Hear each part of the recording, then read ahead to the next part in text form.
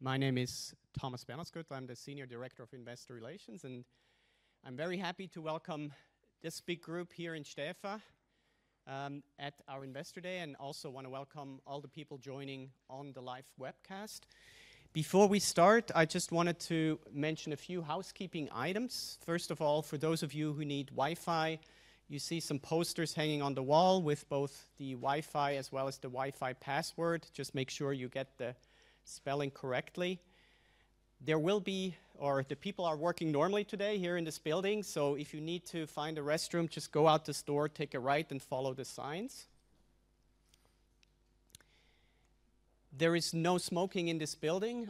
Fortunately, we have very nice weather, so if you need to have a smoke, just go outside and take the stairs up on the terrace and enjoy the sunshine up on the terrace. I also would like to ask you not to take any pictures during the day or during the factory tour. And finally, I hope you will be able to experience the new products that we announced a few weeks ago. We will have a marketplace in the back of the room during the lunch break as well as after the event for you to talk to the experts, see the products live, touch them, and ask questions about the products. At the same time, we will also have a live sound demo in the room just outside as well. We will guide you to that room. We will have to do it in small groups of about 10 to 12 people, but we will try to make sure that you all get to experience also the benefits of the new technology either during the lunch break or after the event finishes at 4. In terms of the Q&A session, there will be 2 Q&A sessions today. The first one will be after the morning block, so before lunch. This one will be for the people in the room. And then there will be a second Q&A session at 3:45, where we will also give the opportunity for people that are joining virtually to ask questions via the phone. The details for that you find on our webpage. There you see the dial-in 10 minutes before if you want to ask a question in the room in the second Q&A session. And with this, it's my pleasure to pass the word on to Birgit Koenig, CFO of Sonova. Oh. Hello, welcome everyone here in Stäfa and also online to our investor. And you don't have the presentation yet?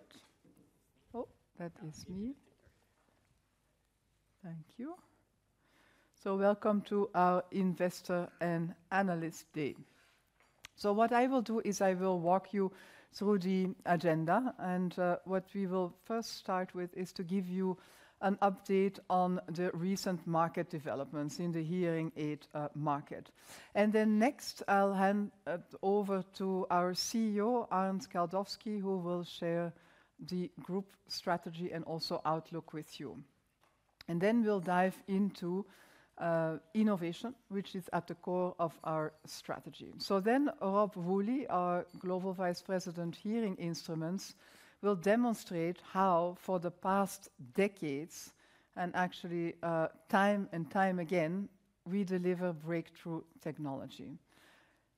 And we do that again this time with our latest platform, and that is what we will show to you during that presentation. Then we will move on to Arnd again, who will talk about how we successfully combined our internal core competencies with some external capabilities and skills. And then after that, we will look at how this all comes together. So all these events for the past 5 years lead to our newest platform with Infinio and Infinio Sphere. And Oliver Frank, our VP Phonak Marketing, will give you an overview. He will talk about the core products and will also give you a flavor of the recent launch event in Las Vegas. So then after the first Q&A, as Thomas already said, we'll go for lunch, and then you have the opportunity to experience for yourself what real-time AI-based sound processing means. And then there is a product demo for you available. And as already said by Thomas, you'll also have the experts in the room, in the back of the room. And then after lunch, you'll hear from two of our newest management board members, Oliver Lux and Lilika Beck, and they will talk about audiological care and also about the Sonova X business system, which delivers a lot of benefits, and they will do this together with Arndt and also with Lutger Althoff, our head of operations. And then after that, we go to second Q&A and then the factory tour as Thomas already discussed. So let me first walk you through a recap of why Sonova is an attractive investment, because this is a broad-based audience. So first of all, we operate in an attractive market, so with some very strong growth fundamentals. So firstly, the aging population, which is the base of our of our consumers. And then the significant penetration potential that we still see in developed and also developing markets, so in both. And then in that market, we have a leading market position because of our broadest and most advanced product offering, and also because of the strong distribution network that we have in both B2B and B2C, where we expanded significantly over the recent years. And then we have strong financials, we have a strong balance sheet, we have a strong cash generation, and that allows us to invest in both organic and also M&A growth. And then finally, and I'm very proud of the progress and also the focus we have on sustainability. And so we are the top performers, not only in our industry, but also outside of our industry, as reported by major rating agencies and also publications. And Arndt will talk about that further during his presentation. Then a bit about the market update. So what I will be showing here is each time it's the monthly unit volume per market. And we only show data that are based on tracked markets, where we have official statistics, basically. And I'll first start with the US commercial market. And so you see here that for the first 4 months of our financial year compared to last year, we are growing at, the market is growing at mid-single digits.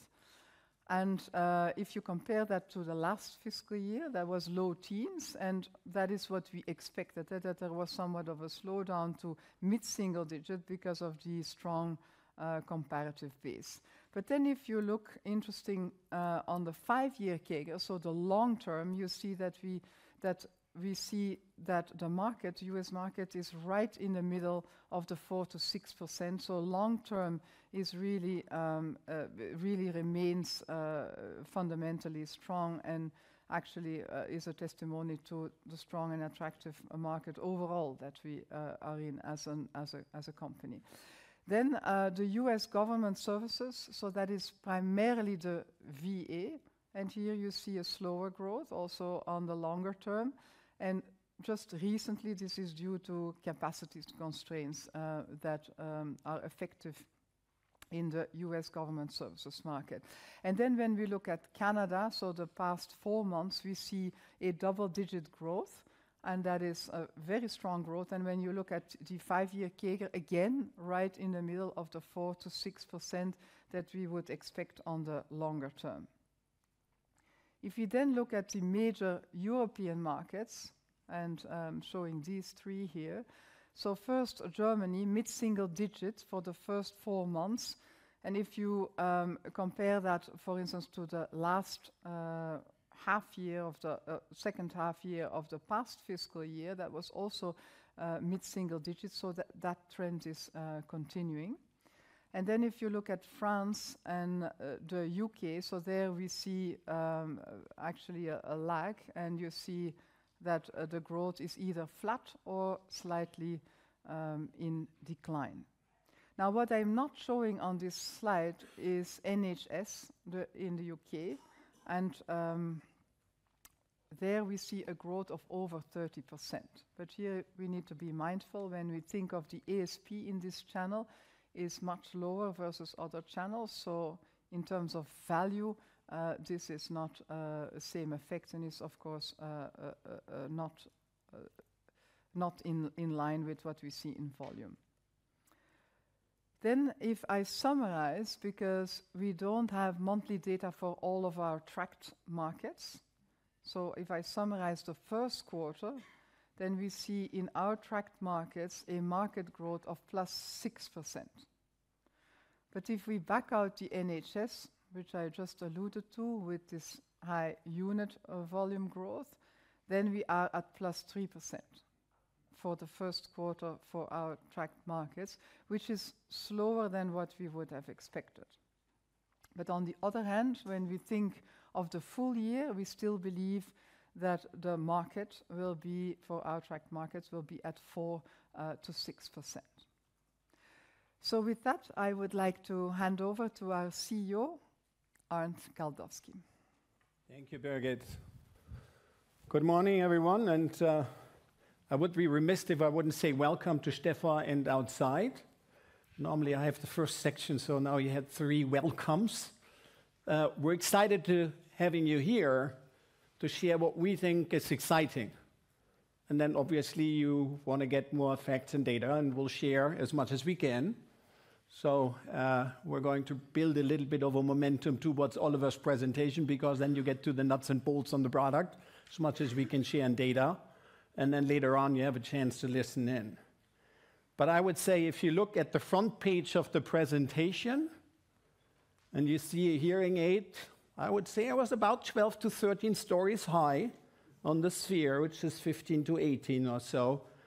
At least you could say we're brave enough to put a hearing aid in the middle of Las Vegas at that scale to drive some awareness, right?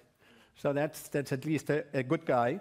But on the other hand, I think it is credit to our belief on the impact of the Infinio, the Sphere Infinio, but also the Sphere technology over time, which we wanted to put a little bit of an exclamation mark behind. So we'll dive deeper on the exciting breakthrough. There's 2 other topics we wanted to cover in the afternoon, and better explained when we go through the Sonova strategy. No surprise, no change in bigger picture. We continue to drive down the same path because it works for us. And I think it's a good strategy for the market position we have and how we play in the market. Clearly leading innovation, a big highlight for us this year on the strategy execution. The work was in the last 6 years, as you will see. But now we get to the point where we can share with you, but obviously equally importantly with the customers. The second one is expanding consumer access through more access from a retail perspective, but also the digitization. Oliver Lux will go a little deeper on the example of Germany, which he led before we were able to promote him to become a management board member, now responsible for all of audiological care. We will not go deeper, but still important, and still activities going on under Rob's leadership in Analyst, because the third one is about B2B, hearing instrument and cochlear implants, to go to market, broadening our access, expanding the value we add. And then the fourth one is more of a long-term play, but I think important in the years 5 to 10 probably from now, if you think in big picture, it's the high-growth developing markets. And then we have the enablers, one of them being continuous process improvement, and we wanted to take a half an hour now to go a little deeper for you. We always reference that we want to give you a chance, at least for the ones who are interested, to see a little bit more what do we mean with that. Now, I'll come to the full year outlook, but let me start off with the growth ambition hasn't changed longer term. I think, as you could see, it was beautiful to see the 5-year CAGR. 4 to 6, good number, right? Now we can debate value a little bit, 1% up, 1% down, but in general, this is 5. Hopefully it becomes 6 when we grow up and when we drive innovation and penetration, but it is a very steady, despite the COVIDs in between and the inflationary environment. So for us, that means profitable growth starts with 6 to 9, and an EBITDA growth of 7 to 11 is what is our midterm targets here, and they remain in place. Right. Now moving on to the growth drivers. There's one more than I had on strategy. Why? When we think about leading innovation, we think about two pillars. The one is how do we advance audiological performance, because that's the core functionality people are seeking when they buy hearing aid, right? And we had good launches over the last years. You remember Marvel, Paradise, Lumity. We can debate Lumity. I'll get back to that. But when we showed this chart first time, I think it was a year ago, may have been two, you go under advanced audiological performance, pioneering technology to deliver best-in-class audiological performance. We will do our utmost best to convince the customer with the great technology we have in our hands, and today you. And you can see we were working on those core hearing performance, processing power in the form of chips, which is the underlying necessity from a technology perspective, but also algorithms, and we already indicated that to the traditional algorithms we need to add other ones. Expanding consumer value, not so much the focus this year in terms of new things. We have some technology-enabled medical services in the audiological care. We have an early entry hearing device. Need to see how we build beyond the hearing performance. Not critical for the numbers this year, and probably not next year, given the growth we have out of the core. But I think eventually we need to find ways to create more value. Broaden consumer access. Already voiced that over. Oliver will go deeper. Deliver commercial excellence in terms of value add, feet on the street, commercial execution in the B2B environment, and then the high growth markets. Now, we will not share updates on numbers. This is a capital markets day, and we are convinced that our guidance is a good number for the year, and we stand behind that. So that was what we shared also this morning. So in that regard, no change to the big picture for the year. You can see the 6 to 9 and the 7 to 11. But you heard Birgit already saying Q1 in the market was a little lower than we thought. Probably you heard also from others. I think that is factually correct. It doesn't bother us at this point of time towards our guidance. Why? Because you see in bullet point 3 that we have an accelerator in our eyes in the system, which is going to help us, particularly in the second half year, with the Infinio Sphere. But I also heard that people reacted when we announced the products. Wow, it's quite broad as a product offering, and I think Oliver will guide us through, right? Now, how do you put that in perspective with what everybody will have in mind when they're sitting on their spreadsheet? What's the first half, second half year dynamic? Well, that's a complex one. And you know we don't give half-year guidances, therefore there's no half-year guidance, right? But we will share, and I can share up front, and we'll go deeper, a very positive initial market response to the product Infinio, but also Sphere Infinio, and some expectation on the ITE rechargeable. But there will be not a large revenue contribution because, yes, we launched in the US. At the beginning, people put it on some ears to see what the response is, so the curve is always back-end loaded. And the European markets only come in the September, and then again, they're going to put it on some ears before they buy in larger bulk and switch over, right? On the other hand, you have all cost. They're the known cost of launch, right? You have launch cost, you have ASP drop, because people start to recognize Lumity was great but still old. And then you have the manufacturing ramp up. Now, all those three, while we will not give numbers, and I'm sure people will ask to try to pinpoint us down, but can't give numbers today. But what I can say, it is a bigger impact on the launch cost. If you assume Infinio Sphere was the leading event, guess what? All others will be also larger because we want to spread the positive news, right? By the way, in the Sphere, we had 1,000 customers live. Normally, we have in the largest event in the US 200, so big impact. We have seen quite significant ASP pressure, not just the launch situation, but quite competitive market right now, as you could see from the voiceover of our competitors. And on the manufacturing ramp-ups, also offer proportional because of the breadth of the product offering, which we're launching at the same time. So clearly, first half year is fine with regard where we want to go in the full year, because we do believe the lift is there, but it is quite skewed at the end.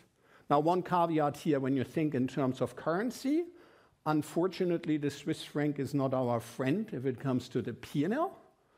When we gave you numbers at the end of the fiscal year, we said At that rate, there was a slight positive in the expectation. This has turned around in the last couple of months. You see the numbers here. And Swiss franc, if the current rates stay in place, we'll have 1 to 2% headwind in Swiss franc on the revenue side and 3 to 4 on the EBITDA. Now, we have seen shifts in the last 2 to 3 months, so I'm not here to predict anything for the future. I trust you will not too, right? But at the end of the day, it's something we have to unfortunately live with. Before I hand over to Rob, just a quick note on the ESG. There's no change on the slide relative to what I shared a couple of months ago, but we wanted to put it in because I know it's increasingly relevant for you.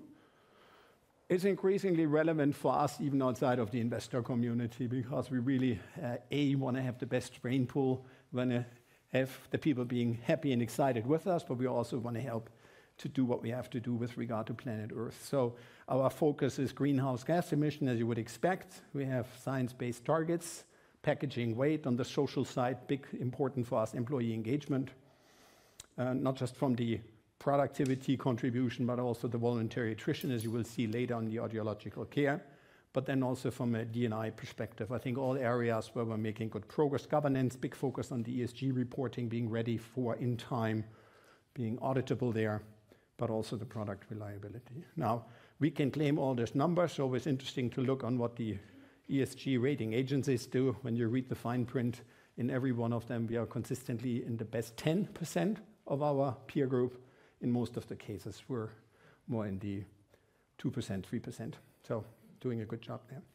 With that, that was just a recap strategy, no change to guidance and outlook. So that should be pretty smooth, as expected, as a capital markets day. We're moving into why I think most of you are super interested today, which is innovation, breakthrough, and what is in it for the customer. With that, I want to ask Rob Woolley up, who leads the hearing instruments business globally. Thanks, Arnd. Good morning, everyone. I'm excited today to talk to you about two things. Number one, market leadership, but primarily number two, how we're trying to push the boundaries of innovation. So let me start first with market leadership. It's very straightforward how we define it. You saw Birgit talk about what happens from a unit perspective, but we measure market leadership based on units and value. And that's really important to our business model. We also measure that based on growth. And last but not least, we tie that to something that is very important to us, and that is our vision and our purpose to enable as many people as possible to enjoy the delight of hearing. So it's easy to measure, it's more difficult to do. So let me walk you through what we try and do in our business model to define what market leadership is. And there are 4 elements. And it's important we're a B2B, and we put parentheses to C, because we design our products ultimately around an end consumer who is trying to enjoy the delight of hearing. And so it's really important that we differentiate because we also have customers that are the providers of that. And to be successful in our space, you have to be successful at both. And I'll come back to this in a second. We also need to have the ability to commercialize that innovation. And we also need to be able to have the scale to drive that innovation. So let me give you an example over the past 2 years. Now, it's just a reminder, we've been a business unit for 2 years. Okay? We were a functional organization before. And part of the reason why you want to put functions together is you find innovation with intersections. And this will be a theme later when we talk about technology. And so between these intersections, you find opportunities to create value. So a couple years ago, we saw, you know what, reliability really matters, right? People buy a very expensive hearing instrument so that they can put it on their ears and it stays on their ears. But what happens a lot in our industry is it comes off. It needs to be repaired. Very clear, right? People buy a hearing instrument, they want it on their ears as long as possible. So we dedicated a team to focus on that and to improve. And so we have very ambitious targets to improve our reliability. But what was really interesting, as we were combined under a business unit, we started to see some intersections. And we had very unique data to be able to see that, which is, yes, it's very important for the end consumer, but believe it or not, it can be even more important for the customer through our different channels. So they spend a significant portion of their time trying to problem solve technical issues, and that's not what they do best. They do best of providing hearing care, not fixing a hearing instrument. And so with a dedicated cross-functional team, we've been able to make significant improvements in what we view, including what the data would suggest, market leadership and reliability. So to that point, we talk about intersections. That's where innovation and breakthrough happens. What do you need in these intersections to make innovation happen? It requires collaboration, both internally and externally. That includes both clinically and with technology. So if you look at some of the studies that we've funded over the past few years, you look at what's happened with cognition, we have been highly collaborative with clinical partners in making sure we push the boundaries of clinical innovation, and there's more to come there. But it's not enough just to collaborate externally. You have to have a receiving end, which Arne's going to hit on after my presentation. You have to be able to take that innovation outside and incorporate it into what you're doing internally. And for us specifically, as we talk through this next breakthrough, for us, that is proprietary chip innovation and process innovation. And you'll see how important that plays out as we go through what we believe is breakthrough. Last but not least, it comes down to people. It's innovation in our culture. And I think you'll see in this building, it is a very unique environment where we collaborate and we try things together, we fail together, and we succeed together. And that's a key component of what drives breakthrough, but also drives market leadership in our space. So let's talk about innovation in context of the end consumer. And that's what we're going to focus on today. So I'm going to reiterate it again, just like we do with our employees. We're here to make sure as many people as possible enjoy the delight of hearing. You buy a hearing aid. My father bought a hearing aid. My mother-in-law bought a hearing aid because they want to enjoy the delight of hearing, and they need sound quality, and they need to be able to hear in different listening environments. And we'll talk about the most challenging one, which is speech and noise, in a second. But they also need, as we've talked about, reliable products that they can keep on their ears. And in our modern digitalization world, people need connectivity and they need personalization. So this is how we frame broadly, based on our end consumer research, what differentiates and creates value for the end consumer. So let's take a little bit of a step back. It was referenced by Brigitte at the beginning that we've been using innovation and breakthrough technologies for a long time. If you look historically, most of the breakthrough innovation has been around hearing performance. So that goes back to audio zoom. You'll see this in an upcoming slide. That delivered 3 decibels of signal-to-noise ratio improvement, which was a major breakthrough at the time. We'll go through some of the others a little bit later, but there's also certain innovation that takes place on ease of use. So you remember Belong, the first lithium-ion rechargeable battery, made life easier for the end consumer. And Marvel with MFA, breakthrough innovation to be able to connect with the world around you. So if we look, as Arne referenced, per the past 6 years, as we start to develop, what are we going to bring to you in 2024? So let me give you 2 use cases. And I'll give you a little bit of insight into my family, hopefully not too much, because I'm going to talk to you about my mother-in-law and I'm going to talk to you about my father. So both of them have hearing loss, both high-frequency hearing loss, but my father has low-frequency hearing loss too. And what's interesting in our lives, I come from a large family. My wife comes from an even larger family. So when we got together 2 months ago with different family reunions, they're exposed to this situation, a really loud environment. Okay? So my family, when we're all talking, and I've measured it, gets up to about 70 decibel levels.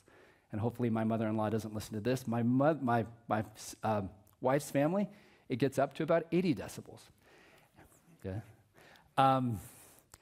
For both my father and my mother-in-law, this creates a big challenge. And so my father responds in a different way than my mother-in-law.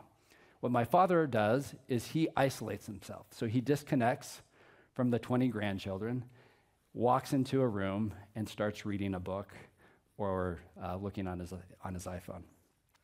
He isolates himself socially.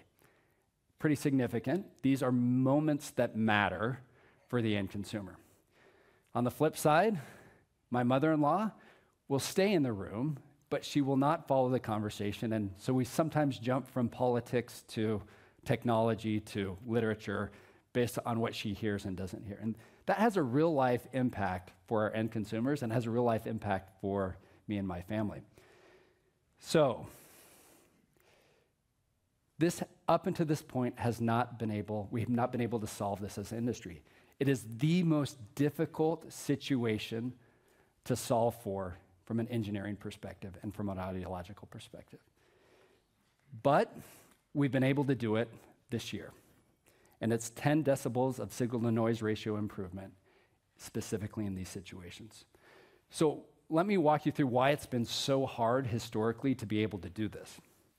So the challenges are, you can have a lot of different data. So you could take Google or Meta, and they may be working on this, they may not be working on it. You can have really great data, but you have to have the right data. It has to be real-life situations, okay? As we've known recently with artificial intelligence, you need, so we call it large language models, but you need intense training to be able to take those real-life noises and sound instances and convert them in the right way to a signal. On top of that, it's really difficult with latency, right? We have 15 milliseconds to be able to process that data, that model, and the sound to get speech intelligibility in 15 milliseconds. Not easy to do technically. And up until this point, we've not had the chip technology to be able to pull that all together. It's a physics problem. It's size, processing speed, and energy. And if you look at the developments, and this is what's happened with AI, that is what has been the key enabler. That's why you see what happens with NVIDIA. So this is how, at this point in time, we're able to make a breakthrough. So all of you are asking, okay, hearing instruments have been using artificial intelligence. We've been using machine learning for 20 years. We've primarily used it on scene recognition, okay, or sound classifiers. And you can apply machine learning, you can apply artificial intelligence, you can apply deep neural networks anywhere you want on the sound processing. And the industry's been doing that for a very, very long time on scene classification, okay? However, what we have done is we've taken the data in real-life situations, we've created an algorithm, and we have created a dedicated chip and processor solely dedicated to solve this problem, the most difficult problem for hearing instruments, and that is speech and noise. And so we take that large deep neural network, we apply it on a dedicated chip dedicated to that purpose, and that's what leads to a 10 decibel signal-to-noise ratio improvement. So to put this in context, and I'm looking around the room, some of you I know, some of you may have not, but I used to tune my radio, AM, FM, okay? You had a dial. You think about it, this is exactly what we're doing with deep neural networks. We're doing it millions of times, though, with our language model. We're fine-tuning based on those millions of sound instances to try and figure out what is speech that you want to listen to and what is noise. And so millions of these dials have been fine-tuned using our deep neural network to get that output. And that's fundamentally what leads to that 10 decibel signal-to-noise ratio. So to open it up a little bit more, this is how we've been able to do it, okay? We have a proprietary data with real-life situations that we've been able to model. Then we've taken a specific algorithm that takes that data, converts it, and fine-tunes it like we've outlined. And probably most importantly, we figured out a way to miniaturize it and actually put it on the hearing instrument from a size perspective, from a processing perspective, and also from an energy perspective. Not trivial to do. And so this is what we, from an engineering perspective, have viewed as the holy grail. And there's still a lot of things that we can do, but this is the first step, and you can see that with a 10 decibel signal-to-noise ratio. I'm just going to emphasize this. We can talk bits and bytes, we can talk chips and hearing instruments. At the end of the day, it comes down to people. It comes down to the organizations, both internally and externally. And I'll turn the time back over to Arne to kind of walk us through that journey. Thank you, Rob, for the first deeper dive here. Before we get to all of the insights on the technology and whatever, and more importantly, the customer benefits Oliver Frank will guide us through, we wanted to put a somewhat unusual element in here, which is probably relevant for at least part of you as an investor, at least when you look from a long investment perspective. Because yes, hopefully we convince later that this is a big step, but then you sit there and wonder, who are the ones who can do a big step over and over when it's required, right? So comes the question, how do I manage technology breakthroughs? And we use the term, right?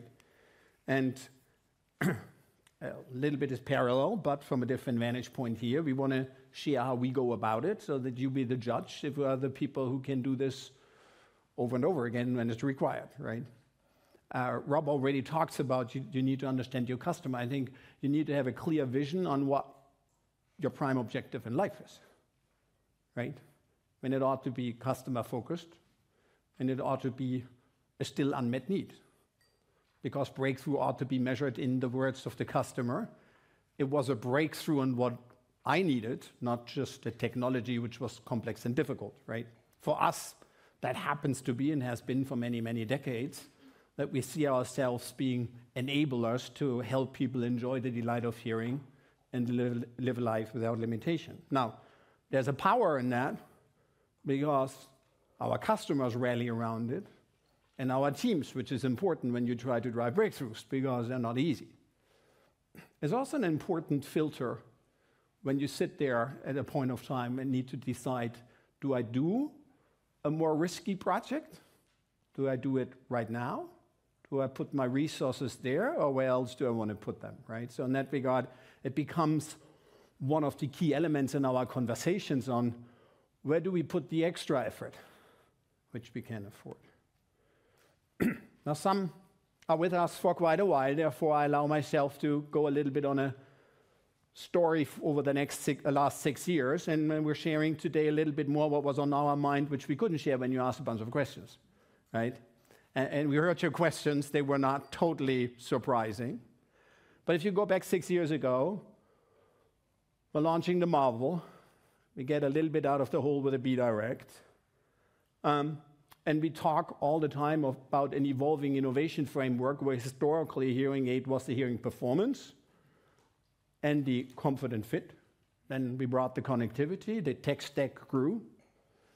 We then got, because of the connectivity, into the remote and whatever else we have to do on applications level, where even now in the world where we add some sensors for certain optimization, perhaps more in the future.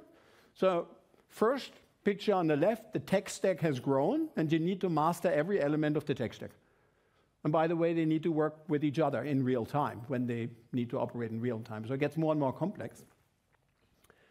Now, at that point of time, which we didn't share as bluntly, we didn't say the wrong things when you asked, but we were a little bit focusing on the things we had to launch now. We also understood that if you ask a customer, and to follow Rob's guidance here on personal stories to the matter, my mom wears hearing aids since 15 years, convinced her to take them because she didn't listen to the kids anymore. And so if I ask her today, she would say, as do other people who wear hearing aids since more than 10 years, they come a long way. On speech performance, boy, they are connectable, they're rechargeable, all these things, I can listen to music. The second sentence is, I don't hear as well as I'd like to. Now, you can say that's a negative or positive. For me, it's a positive because there's work to be done. Right? As long as the first sentence came, boy, they're so much better than 10 years ago. And I think that's why you see our market growing. As much as everybody pushes on penetration, I understand. But if the market's growing at 5, some of that has to be penetration. Because the elderly population doesn't grow every year by 5% in the world. Right? And we made strong progress, and you've seen in rechargeability, we have waterproofing in connectivity. But one thing was clear to us. If we think in terms of the core of driving signal to noise, we're sitting with beamforming on a technology which comes at age. Now you can improve it gradually, and that's what we did. And you can invent new algorithms in addition to the ones you have, but the core technology doesn't really get you that much further. So that was our mental recognition 6 years ago, and it's depicted here from a breakthrough perspective. It's a little bit of a different chart than Rob used. The timeline's about the same. If we would put breakthroughs, as we call them internally, beam steering, beam forming was one, which gave us a curve which was significant in the signal-to-noise ratio. With all the technologies embedded on a hearing aid today, everything we've ever invented, it's about 6 dB, and we're actually pretty high relative to others with the existing technology. And then, yes, we went on the connectivity and rechargeability, and I think they made big differences. But if you go back to the core functionality, separating the noise from what you want to hear in speech, and that's still the most important, it is logical that beamforming, every time you further improve, the lift becomes a little smaller, right? So we were out to figure out, and we were out not just in a day, but obviously we do have our tentacles in the world, and we have capable people. We were out on what is that next thing, right? Go back 6 years ago. Today, AI, everybody talks about it, although most of the talk, I think, is Gen AI. Not necessarily we use AI to improve the consumer benefit on the core functionality. So you'll find a lot of Gen AI. There's a lot of discussion by now, is there too much hype for Gen AI, I would say. But I would say if AI is your tool to get on the core benefit, a big lift, that's big relative to Gen AI. We do Gen AI at Sonova, but that's a different kind of department and functionality. Here it's really deployed to what matters the most to the consumer. And yes, you need to think about capacity on chips and whatever.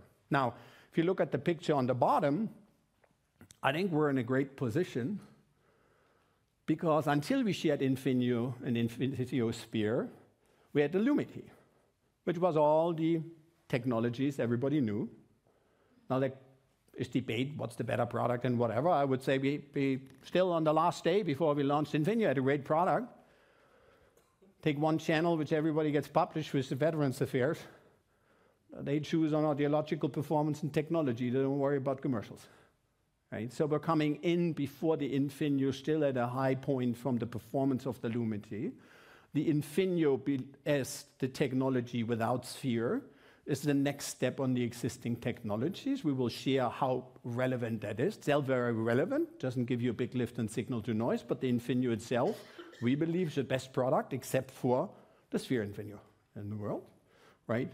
But then you have, call it the turbocharger with Sphere, which is a core technology which comes on top, leverages everything which is in the Infinio and adds something on top, right? Now that was why we had to do it.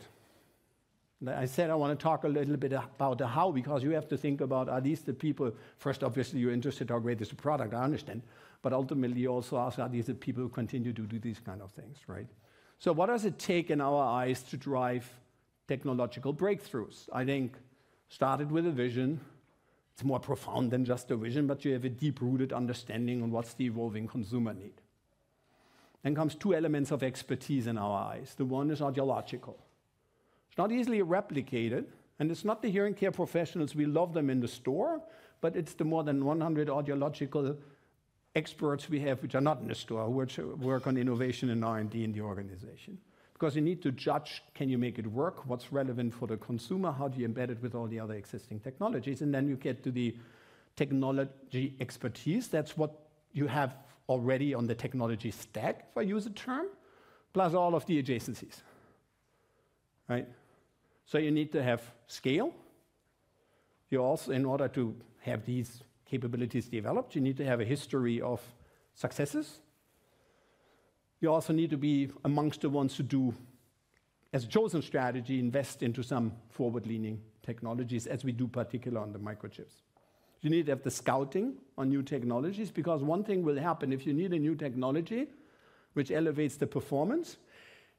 it's not so likely that the people who work on the existing technologies will easily come up with that one, right? So you always need to have the finger out from a scouting perspective. There's academics, industry, startup partners. And I would argue the next one is an important one, perhaps lightly overlooked.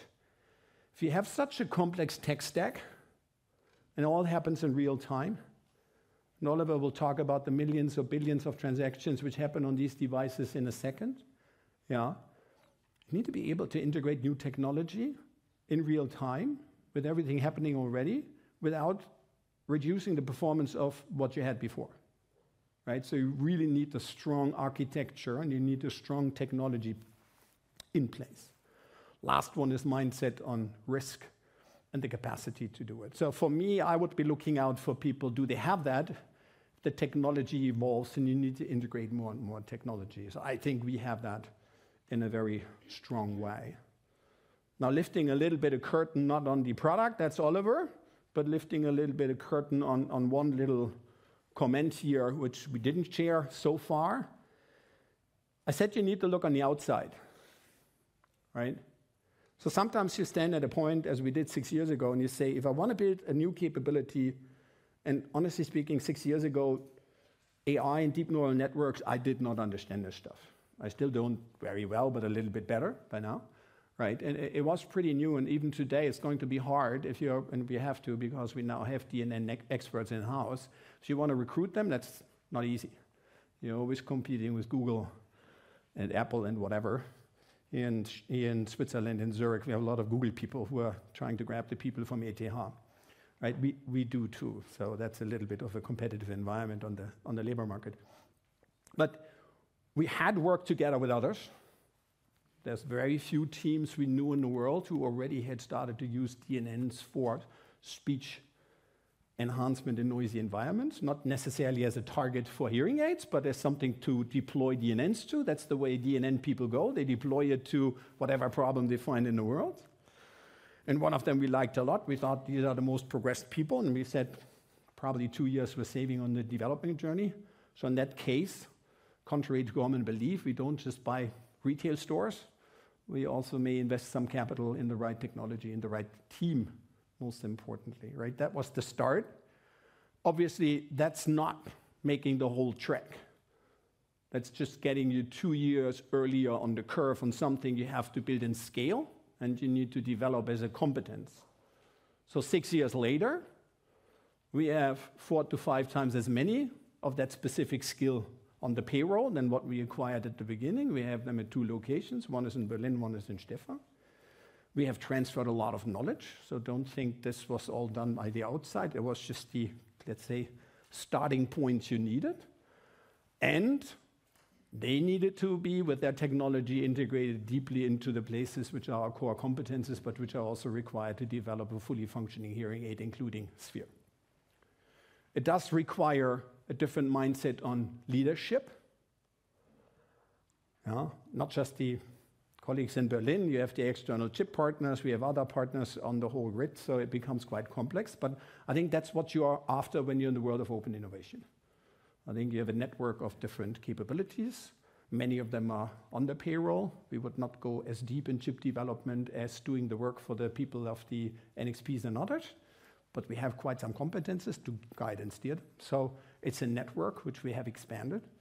But by now, I would say we are profoundly capable on the payroll and on the team to do DNN and AI in real time.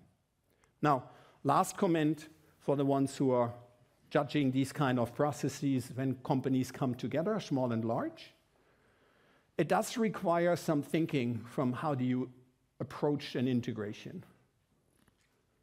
Because if I would be an investor, I would be sitting there and saying, wait a second, I hear lots of people acquiring companies, putting money on the table. Does it lead to a result, right? And yes, there's some risk in an acquisition, but you want to have a high hit rate, right? So it really comes down to if you have a couple of people and a dog, which is the true case, and you combine this with us, but you need to bring our machine of developing hearing aids and chips together with a couple of people who come from a very different space in mind. we quickly agreed, and Andy, our head of R&D, is in the room, who was with me on the journey for the last 6 years, and Steff, our head of innovation, the other people who made it all work and also spotted the opportunity. It really comes down to a soft integration approach where you allow them to live in their world, and you do the minimal from an integration, but you bring the teams together to have one objective. And they were easily convinced that while they develop great technology, if they can get it on millions of hearing aids, that would be a dream for them, right? And on the other side, we were excited about learning DNN and making this a core technology and a core competence. You also need to over-resource these kind of projects. So there was a lot of hand-holding, not from the content, but from the project management. We needed to take all of the burden away from them at the beginning. Over time, it gets more and more integrated. But I think that was an important one. And so if I think about it, a measure of success, one measure of success for this acquisition, we're actually on time. If you would go back 6 years ago, we said it will take 6 years from here. The second one, little hidden secret, the dB we're able to show is higher than we thought. And that's the beginning, because this is a technology you can further improve. You've seen it was a curve, it wasn't a flat line, right? So in that regard, the white paper worked out. I had the privilege to ask Peter and Elias, were the founders of this company, just a couple of weeks ago, while we were all kind of almost there, launching.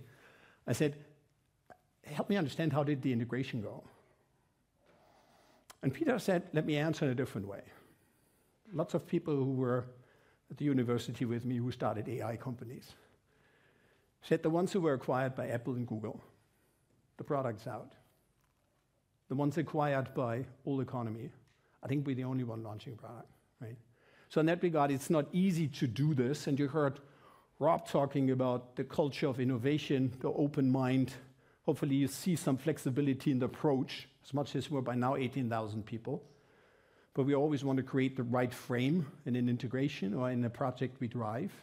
But I think all of these elements which need to come together to ultimately be at a place to say, we're very sure, at least today, we're the first one who was able to bring real-time AI on a hearing aid fully functioning. With that, Oliver's up and gets to the even more interesting part, which is, what does this thing do and how does it compare? Oliver. Thank you, Arndt. Hi, welcome. My name is Oliver Frank, and I'm the Vice President of Phonek Marketing. It is my distinct privilege to be able to show to you our groundbreaking new technology that we have just brought to the market. Now, I've been in the company and in the industry for 17 years in various different functions, in R&D, in product management, in sales, and in marketing. And I believe truly that the innovation we have just launched is the biggest innovation. It has the biggest impact to the consumers, to the customers, and I believe to the entire industry. I'm going to present 3 different parts. First, I'm going to introduce you to our new platform that has significant improvements in 4 core areas for the consumer and the customer. Then I'm going to talk about the very specific value proposition that is built on top of this great foundation of our new platform. And it does address the core need of the consumers. And third, I want to share with you some impressions and reactions from customers. Now, we do a lot of research, surveys, to find out what are the unmet consumer and customer needs. How can we better satisfy them? How can we delight them? People don't dream about wearing hearing aids. People dream about hearing perfectly, discreetly. People dream about fully engaging in all moments of life. It all starts with sound quality. We do understand the impact that hearing loss has on people's life, on people's quality of life. Because the hearing loss is between listening and the interaction with the surrounding and people. So hearing loss has a profound impact, and it breaks these interpersonal connections. Whether someone is whispering, or whether there's any other important moment that you don't want to miss. So we need to deliver great sound quality and clear sound from the very first moment the hearing aid is turned on. We want people to be able to maintain and build the social networks, like Rob explained in his family gatherings. But we also have to acknowledge that social networks today are often virtual, remote, at the touch of a button instead of a touch of a hand. So in order to bridge to the digital universe of the consumers, we need easy to use and seamless connectivity that is stable and reliable. Now, reliable connections, quality and excellence goes beyond reliable connections. There's an astounding dependency for people with hearing loss on their devices. If they don't have their devices, they're missing out on the delight of hearing. If they don't have the devices, maybe they have some repairs and service. That's a hassle. It's waste of time, and it also often costs money to businesses. So we are dedicated and we have committed to take reliability to the next level in the industry. And let's not forget, people would like to forget about their hearing loss. They would like to forget about wearing hearing aids. So the solution, they really need to be seamlessly integrated. They need to feel like an extension of oneself. So we need to be able to personalize from that very first moment through sensing the environment, adjust the hearing aid in the right proper setting, to have the physical best coupling in the ear every step on the way. We have pushed the boundaries, and we have made a dream come true. Let me introduce you to Infinio.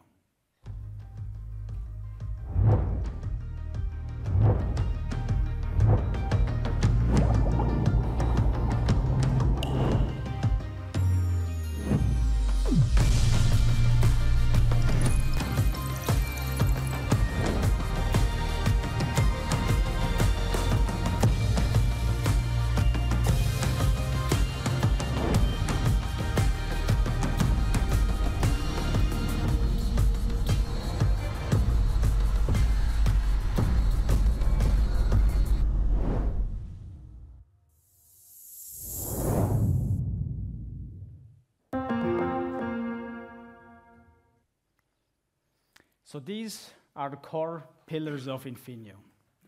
It's exceptional sound quality from the first moment. It's market-leading connectivity taking a giant leap forward. It's quality that doesn't get in the way of life. And it's personalization to really complement the consumer's personal needs. I'm going to talk about all these 4 pillars one by one. I'm going to explain to you how we've taken it to the next level, and I'll also show you some evidence behind it. So exceptional sound quality from the very first moment. This is super crucial, and how did we achieve that? It all starts with APD 3.0. This is the Phonak, the Adaptive Phonic Digital. This is our pioneering audiological model, and I often refer to this as where the magic is happening. Because based on all the diagnostic information and all the counseling from the hearing care professional, there's all these parameters and adjustments that need to be done in the hearing aid to then deliver that perfect sound. We also have an AI dome proposed. Now, a dome is one of the solutions that you put on the speaker of the hearing aid to couple into the ear. This is important for a good physical fit, but also for an audiological fit. So it's creating that best match between the diagnostic and the counseling to then couple it in the best possible way. What we've done is we've created an AI-based solution to propose the best possible match for any given consumer. That's based on thousands of hearing care professional data in real life, and we're now able to propose that to the hearing care professional as an easy step on their journey of counseling. Of course, it also comes with AutoSense OS. It's our 6th generation of the system that senses the environment all the time and continuously adapts to the listening environments and the consumer's needs in that situation.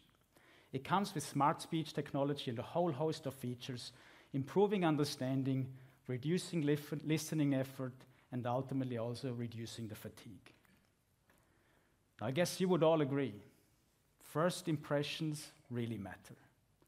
Now, how would a perfect experience for the consumer and the hearing care professional look like in terms of the fitting? How would that look like? Ideally, I think you walk into the fitting office, you have that perfect diagnostic done, you have the counseling done, and then without any adjustments and fine-tuning there afterwards, you start loving that sound when it's turned on, and every moment afterwards. This is what we achieved, and we have tested it with the leading competitor. And trust us, we always measure ourselves against the best in any given domain. So we've done a study to measure that first impression. We've taken first-time users, we've done all the diagnostics, all the counseling, and then adjusted the hearing instrument according to the manufacturer's prescription. So in our case, the APD. And the result, to be honest, have taken us by surprise, because 93% of the consumers preferred the Infinio sound compared to the leading competitor. Now that means the hearing care professional has more time to focus on patient-centered care and doesn't have to do adjustments and fine-tuning afterwards. But what if the consumer leaves the office and they go on to live their lives? We are able to provide 21% less fatigue and 45% less listening effort. Now I want to talk specifically a little bit about the 45% because that's a brand new, hot off the press study that we published last week, and it's really an interesting way how we did that. You probably all experienced if someone is talking from another room, it's a bit more difficult to understand. It takes a little bit more effort. I've certainly experienced that myself. Well, sometimes, to be honest, if my wife is calling me and I hear her loud and clear, usually that means I'm in trouble. But we have been able to deliver 45% reduction of listening effort when all the features are turned on. We want people to be able to maintain and build those social connections. But social connections are not the only connections we're going to talk about today. We have taken market-leading universal connectivity and we've taken it a giant leap forward. We have the universal connectivity that connects to all the Bluetooth devices. We are able to connect to 2 devices at the same time, and if you want to swap it out for another one, we are able to pair to 8 devices.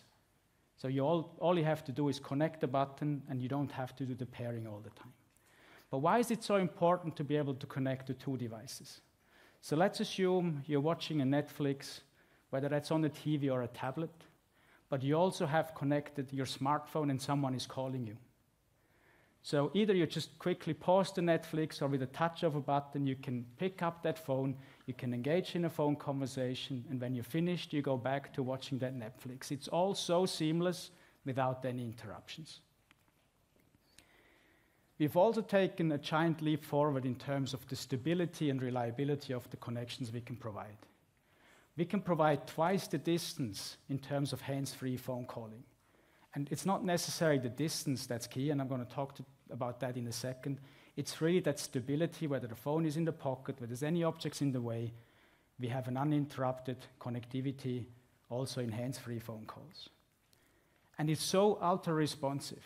Let's take another example. I'm listening to music, streaming into my hearing aids. If someone approaches me from the side, and this may sound like a very little detail, but I can assure you it really matters to the consumers. If someone approaches me to the side, I can quickly pause the music stream, and without missing the moment, I can engage in that conversation.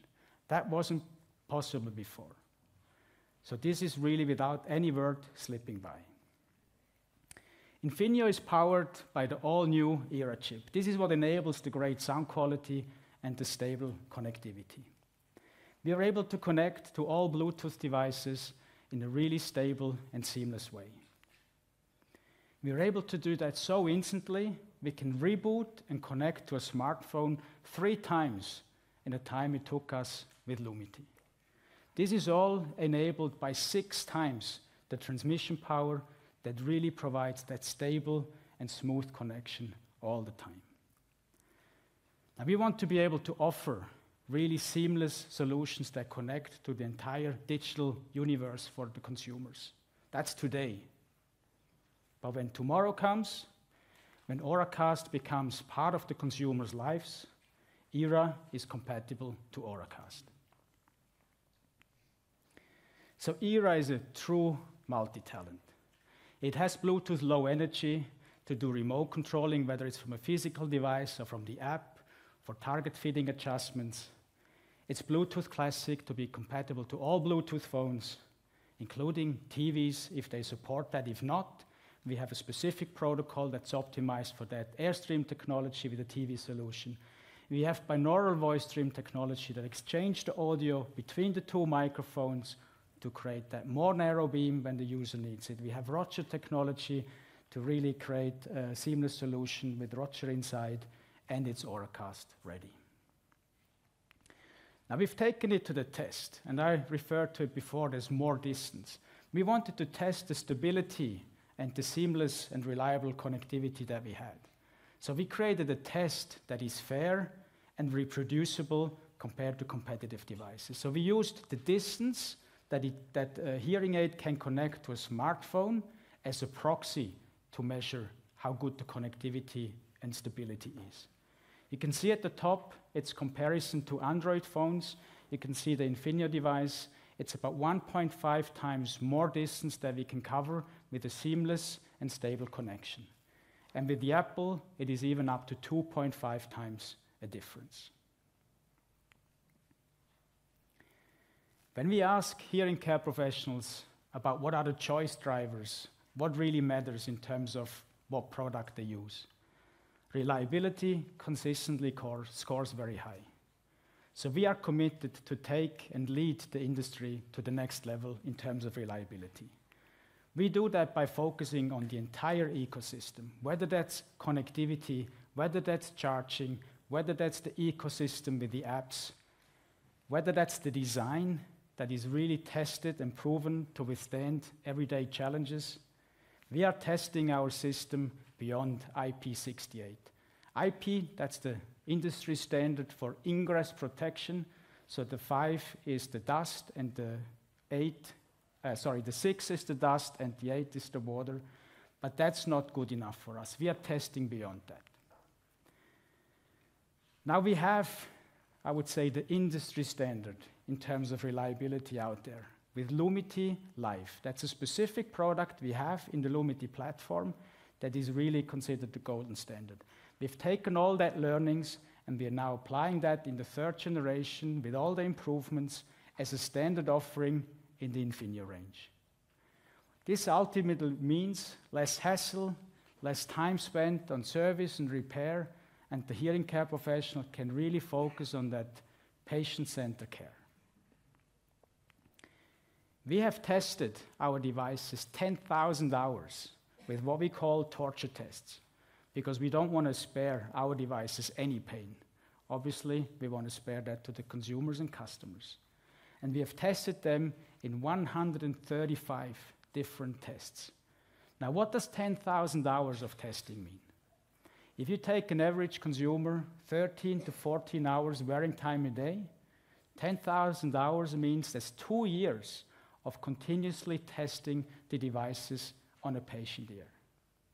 And again, this is to provide longevity, durability, and reliability that really withstands the challenges of life. Infinio is personalized in so many ways. There's the AI Dome Proposer, as I mentioned. There's the acoustical perfect fit, the physical perfect fit. There is, whether that's changing the adjustments in the app, whether that's fine-tuning in target, whether that's sensing the environment all the time to really make sure the acoustical environment is considered, the intention of the listener is there. All those things are taken into account. But there's also the Swiss Precision biometric calibration. That takes 1,600 data points from ear impressions or from ear scans to really create that perfect physical fit, that customization, whether that's an ITE or whether that's a rig coupling. Now you heard right, custom ITE, because Infinio is also available as a custom ITE. So we are offering a really seamless charging solution with the Verto R. It's our first rechargeable ITE. And it really, if you put it into the place, the snap and charge sucks it into the right place and charges it. It's so easy to use. And don't forget, it's the first Verto that's rechargeable. It's the first Verto with an accelerometer. It's the first Verto with smart speech technology. It's the first Verto with touch control. So I believe every IT user out there, if they get to wear a Verto, they will really see the difference. So Infinio is enabled and powered by ERA. All of this is Infinio. It's the Verto rechargeable, it's the Cross for unilateral hearing loss, comes with an extended battery life, 16 hours or more, and it's the ODOR. All of this is based on our 4 core pillars, which is incredible sound, unmatched connectivity, quality that withstands the challenges of life, and personalization to complement the consumer's personal needs.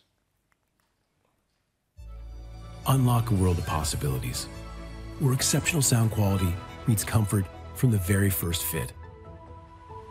Powered by our new proprietary ERA chip that brings a new level of sound processing. Regardless of the environment, it adjusts your hearing aids to your surroundings every step of the way, so that wearers can enjoy the moment, a word, or a call. Thanks to the ultra-responsive ERA chip, also hands-free, uninterrupted calls, and world-class leading Bluetooth connectivity are possible. Developed to withstand the challenges of life, Infinio is Swiss engineering at its best. So wearers can be ready for anything. Truly personalized, Infinio makes life feel and sound extraordinary. And built-in Roger Direct allows for a seamless connection to Roger microphones. So this is Infinio. But maybe you remember when Rob presented the pyramid, there was the vision on top. There was a 5th pillar, right? There was a 5th core need for the consumer. And not just any core need. The most important need for the consumer, speech understanding in noise. So this is the family garden as Rob described, or any other situation when you're in a loud environment, in a restaurant with music going on. This is where the consumers still struggle the most today.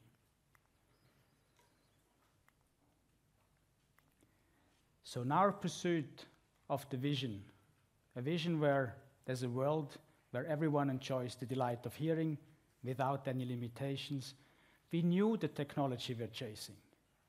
We knew what the #1 consumer need is, speech understanding in noise. It always has been. But there's also plateaus that we saw in terms of the technology and the capabilities. So we had to dream bigger. We had to think beyond directional microphones and beyond beamformer technology. But before we go into too much details, I just want to recap a little bit. What's really the job of a hearing instrument? There's 2 aspects that the hearing instrument really needs to do. The first job is to classify the sound environment the consumer is in. Whether that's listening to music, whether that's a two-way conversation, whether that's relaxing, whether that's some conversation in a very loud environment, depending on that situation, the hearing aid has to do different signal processing strategies. And some competitors have started to use DNN as a technology in the classification and to do some sound parameter steering. We have 24 years of experience with AutoSense OS and AI, and I would say classification is a pretty well-solved problem today. The core #1 need for consumers is understanding in noise. What if we could apply a paradigm shift, a different thinking in tackling that problem? What if you could apply large-scale DNN to the actual sound processing, so when the sound comes in, that we can separate the unwanted noise from the wanted sound? So we did dream big, because we knew there are plateaus, and we didn't want to be faced with incremental benefits from then onwards. As Arndt and Rob explained, there was really 2 events in the history.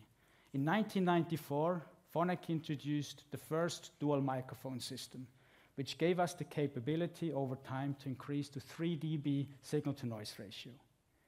And when we introduced a 4 microphone system where the 2 audio were connected between the 2 microphones on both ears, we were able to create an even more narrow beam for when the user needs it. But don't worry, we're not going to come up with 8 microphones, because we have really started to dream about large-scale DNN to solve that problem? What if you could lift it to 10 dB? And let's not forget, what if you could lift it to 10 dB, but not only in a narrow beam, but from any direction? So this is what we were dreaming, and this is what we set out to do. You probably all have been on video conference calls in the past. In Sonova, we use Teams, and I probably have spent too much time on Teams calls. You've probably all experienced a situation where it was really noisy around you, whether there's a lawnmower going on or kids playing in the background, particularly during COVID times. I think we've all been there. I felt sometimes almost a bit embarrassed because I thought the other end would not be able to hear me very well. But it turned out they said, no, I don't hear any noise. And that's because there were really powerful DNN algorithms that run on these really powerful computers. So we're like, well, let's just do that in hearing instruments. Obviously, it turned out not so easy. There are a few obstacles we had to overcome. So here we have depicted a small neural network. You can see the nodes that are the neurons and the connections between them. If you have a simple neural net, there's also only so much complexity in a problem you can solve. To really separate speech from noise, we knew we needed large-scale DNNs. And trust me, the number of neural connections, that would not be possible to show in this picture because it's millions. We knew we needed 10 times more neural connections than any chip that was available on the market. And in order to be able to handle all those neural connections, it's like in the brain, you need memory to be able to store and save and process that data. So we needed 20 times the memory compared to any chip available on the market. And obviously, we're not in a position to put a backpack with a computer on the consumer's back in order to handle all that processing power that's needed. The efficiency and the energy that Rob also alluded to, we knew we needed 4 times better efficiency in terms of energy management compared to any chip available on the market. And there is a need for speed, because you have all that sound coming in, you have the millions of neural connections that you need to process, and then there's the sound coming out. We wanted to separate the wanted sound from the unwanted noise in real time, all the time. So that's the need for speed, and we knew we needed 50 times the processing power in order to be able to handle that. Sometimes dreams are closer than they seem. We have designed and developed our own proprietary chip. We call it Deep Sonic. Deep Sonic is able to create the speech clarity that we were dreaming of. We were able to fulfill that need for speed with 53 times the processing power. We have 22 million sound samples. Now, if you have a simple neural net, you can have as many sound samples as you want. You're not going to be able to solve the problem, but because we have 4.5 million neural connections, the 22 million sound samples from different languages, different environments, where we have really trained the system to separate the wanted sound from the unwanted sound. And the system is fulfilling that need for speed with 7.7 billion operations per second. So that's billion with a B. I think that's incomprehensible. That's such a large number, but it is needed to do this in real time and all the time. So we call this technology spheric speech clarity. We are able to provide 10 dB of signal-to-noise ratio. That's the benefit that the consumer is getting. But how does that translate really in consumer benefit? It means the consumer is able to understand, is more likely to understand 2 to 3 times every word from any direction compared to any solution out there today. At Phonak, it has always been our dream to ensure that words are heard clearly, even in a world of noise. But this dream of speech clarity and noise has been limited by the constraints of processing power. The capabilities to unleash the full potential of AI technology just didn't exist until now. For the first time ever, we've broken this technological barrier by developing our own proprietary chip architecture, Deep Sonic. Designed to separate speech from noise, it is 53 times more powerful than current industry standards. It's so powerful, It enables a deep neural network with 4.5 million neural connections to instantly separate speech from noise like never before, for speech clarity from any direction.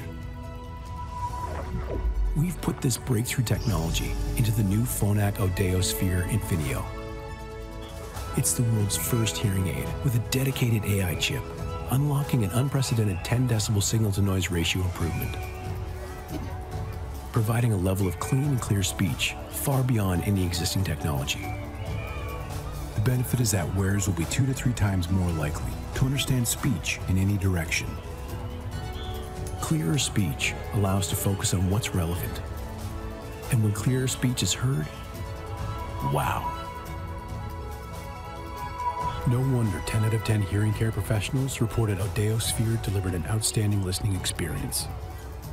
Yes, every single one. What's in a word? Everything. Unlock a world of possibilities with the new Audeo Sphere, part of the Infinio range. Phonak, life is on. So Audeo Sphere is really a paradigm shift in technology. And I believe it's a true inflection point in our industry. With Audeo Sphere, we have used the deep sonic chip in addition to ERA, in addition to the already great Infinio platform. So there's 2 chips, and one of them is dedicated only for this one problem, the most important problem for the consumers today, which is understanding speech in noise. I want to share with you some clinical data and objective measurements. Here you can see how in the evolution over time, from the 3 dB on the left side to the 6 dB, the plateau we mentioned before with the stereo zoom, we're now able to break through that and really transcend the limits of hearing care to 10 dB and from any direction. Now, we also obviously wanted to compare 2 competitors. You can see at the bottom in green, that's the Sphere Infinio, and it clearly outperforms the competitors. 2 of them have AI and DNN in there, and 1 doesn't, and don't even think that the one without is at the top. We are able to provide 50% more access to speech cues than any of the competitors. And we are able to do that not only from a specific direction, from any direction instantly and all the time.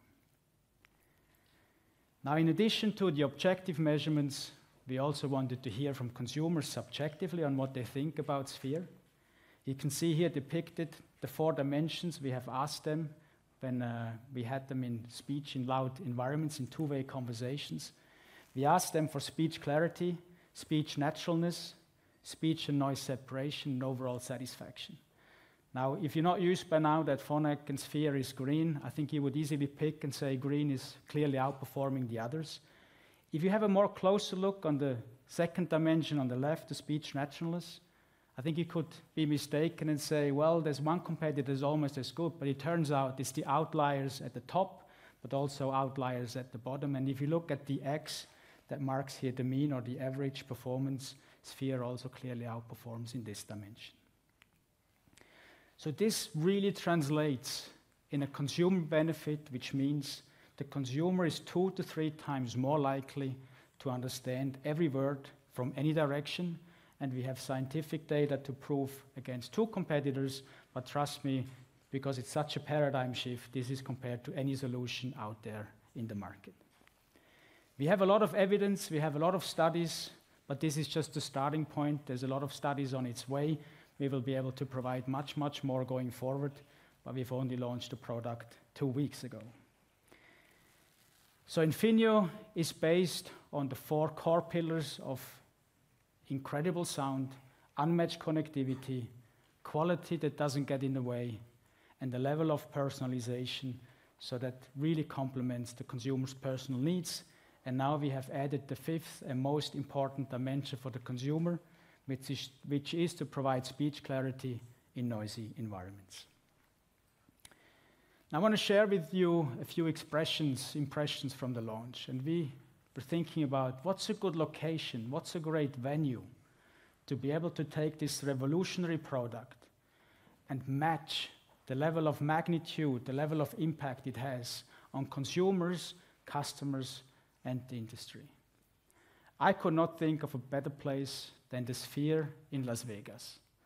Sphere stands 157 meters high, and it was the perfect location to unveil to the world this groundbreaking technology. But it was also really good because we could project on the outside, hear the awareness and raise awareness on hearing instruments and hearing care in general. We've been overwhelmed with the reactions. We have 20 plus industry journalists, and we have reached more than 100 million really overwhelmingly positive sentiments. We have 12 times the reach compared to previous launches. So we were really taken, not by surprise, I think that wouldn't be fair, but we were overwhelmed. But let's hear what customers had to say after the event and after they had a chance to listen to Infinio.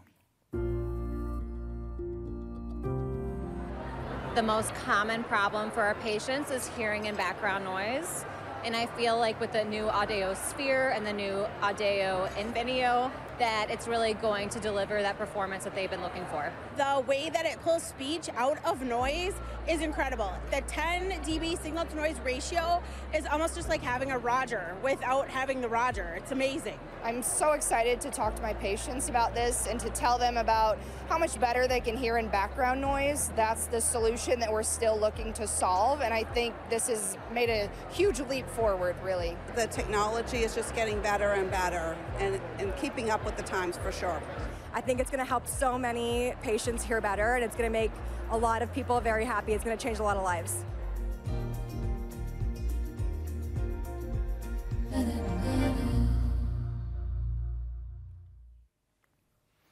We've also done customer surveys at the event, and I'm going to share with you 3 data points.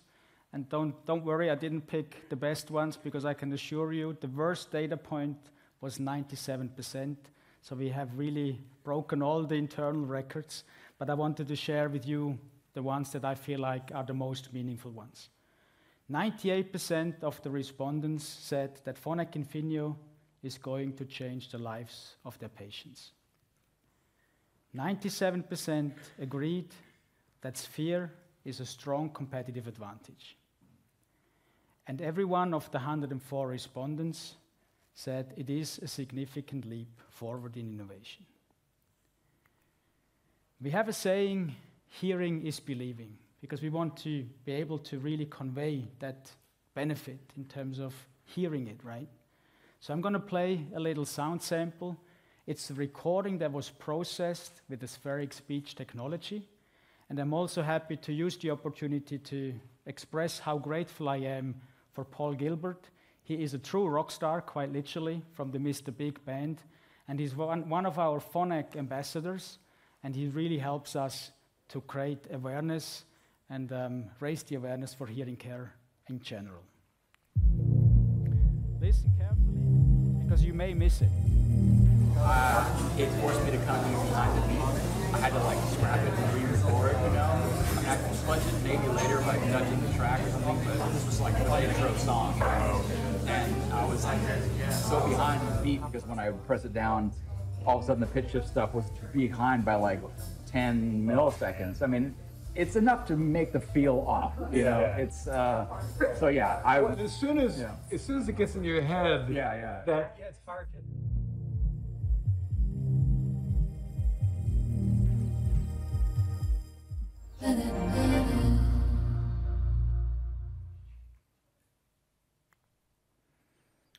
So with Infinio, we have launched our broadest portfolio today in Phonak to really cater for the variety of consumer needs out there.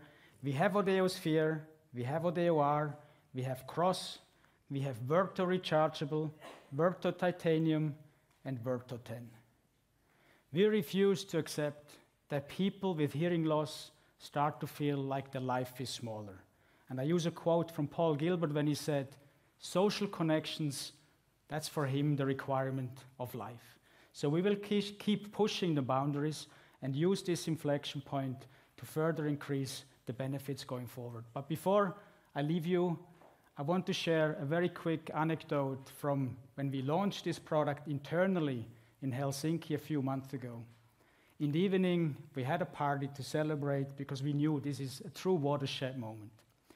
And Jennifer approached me, and Jennifer has a hearing loss, a severe to profound hearing loss, and she had the chance to test and wear the Phonak Audeo Sphere for a while. And so as the party went on, the music was loud, everyone was talking at the same time. We had a quick chit-chat. And within 2 minutes, 3 times I had to really lean in and go, sorry, what did you say? The 3rd time she went, joke's on you, my friend, because she literally was able to understand better than me. That really made my day then. Thank you very much.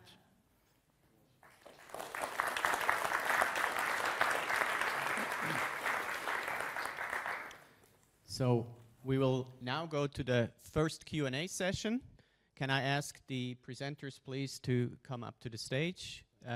As a reminder, this first Q&A session will be for participants in the room only. So anyone who would like to ask a question, please raise your hand, and we try to get to all of you. Hello, and thanks for taking my question. This is Maya from Kepler Cheuvreux. I have 3 questions, if I may. You show some remarkable advancements with Sphere. It seems to have a real impact on patients' life. Therefore, my question, why are you going with 2 different models? Why the Infinio and why holding it back if it has such a big impact on consumer lives? Are you going to use the Sphere to manage care and the VA? And my last question is, I'm fully aware of the fact that you're not going to give us any numbers, but could you give us any indications on the gross margin between the different products? Thank you very much. All 3? No. How about we divide them up? I'll take the first one. So when we talk about innovation, our goal is to have people enjoy the delight of hearing. And in this case, we developed both platforms simultaneously. And we decided that we wanted to offer all the technology that we could. Now, obviously, to your 3rd question, it cost us a lot of money to develop this. Arne talked about the acquisition. So part of what we need to do from a positioning standpoint across different geographies is we need to make sure we have the latest and greatest technology at the right price points. And so that's why we've decided to launch one of our largest platform launches in history, including multiple form factors at different price points. So if you think about it from a marketing strategy standpoint, it's a Penzer move where you have, versus the competition, the latest and greatest across different technology levels, including the Era chip and including the Deep Sonic chip. So it offers a broader solution with the latest innovation to the broader group. Do you want to take the second one? Yeah, or I can also add one to the first one. When you see the devices, actually the Sphere is a little bit larger, and some people would say it's more larger, right? So we're also not so sure where the tie ratio falls out, because yes, you have a benefit in the mild to moderate, but it's also more profound for the severe to profound, right? So in that regard, rather than saying the one has some downsides but strong upsides, we only bet on that one. I think it was a trade-off to be made, and I think the tie ratio will show, obviously with different price points. Let me just clarify, because geographically there are different end consumer needs. Okay, so one of the things, and I'll give you a real-time update after 2 weeks of user feedback. We do find in certain geographies, size is a bigger need than other geographies. Interestingly enough, as we've seen the initial results out of the US, the benefit of speech recognition greatly outweighs the size. So we'll see how that goes across different geographies. But we do expect in certain geographies, size will be a different parameter versus the US as an example where size matters less. So on the second question, do you want to answer? I take the second one because we had more discussions on managed care with many of you in the room with me. I think first, I think managed care is a relevant, meaningful channel, and in that regard, customer to ours. With regard to helping to drive more people getting hearing aids, I think it had a clear impact on penetration in the United States of America. I think also you need to see there are different managed care programs at different price points. Very high-value contracts, depending on what type of insurance you have, and by the way, who your managed care provider is. So I think it's not as black and white. I think we want to serve the customer, and through the customer, the consumer. On the other hand, I think clearly we position particularly the Sphere technology at a different price point, also in the conversation with managed care partners. And so ultimately it's on them to decide in which of the contracts they have, at which price levels, where in the formulary, to use a term, they want to use ultimately that kind of technology. But we're not in a position to holding people back from getting technology if they deem to do so. It's probably another comment to be made, right? But in general, I think we like the channel, but I think they need to think through, where is this the right device at the price point we can offer versus other devices. The last one on the margin side, I think the costs are higher ultimately with a third chip. In addition to that, I think significant additional investment over the last couple of years. But I think the price premium at the end, and probably also it being skewed more to the higher end of the performance factors, will weigh that out. Yeah, that will be our read at this point of time.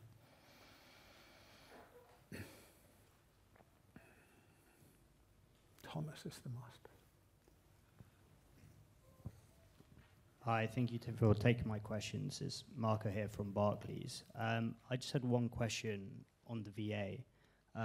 Again, just to reiterate what was just said, it seems to be an impressive launch with the new chip, offering some meaningful benefits. If you were to compare this launch versus your prior launches, such as going all the way back to Marvel, to Paradise, to Lumity, how should we think about the ramp up in technological advancements that you expect in this one versus in the past in terms of share gains in the VA? Should we expect something more similar in line with the Marvel launch, which was a highly successful launch in the VA and more broadly, or should we expect something more similar towards maybe a Lumity or a Paradise? I think the first comment would be you need to be careful when you just take the increase, and you need to compare what your run rate before was, right? Because the Marvel came on the back of the B Direct, and on the B Direct we made, and we said that at the time, with hindsight, a mistake. We de-featured on the speech enhancement because we wanted to get the MFA in, right? And so there was a big pushback, particularly from audiologically performance-sensitive customers, VA. And I think we went down to 25% market share in VA. So from 25 to 50 is also 25, but it's based against a level we never had before. And I think people were super happy that the Marvel showed we still believe in audiological performance. So just a background on the Marvel side. I think there is with good technology an upside. There is a limitation to the market share you can get if you have very convinced audiologists and very convinced also patients and consumers. So I don't think we're in a good position to share what percentage, because we don't even know exactly. But I think, yes, it is well recognized that this is a channel which likes better hearing. And VA tends to be more on the severe to profound side from the average patient base.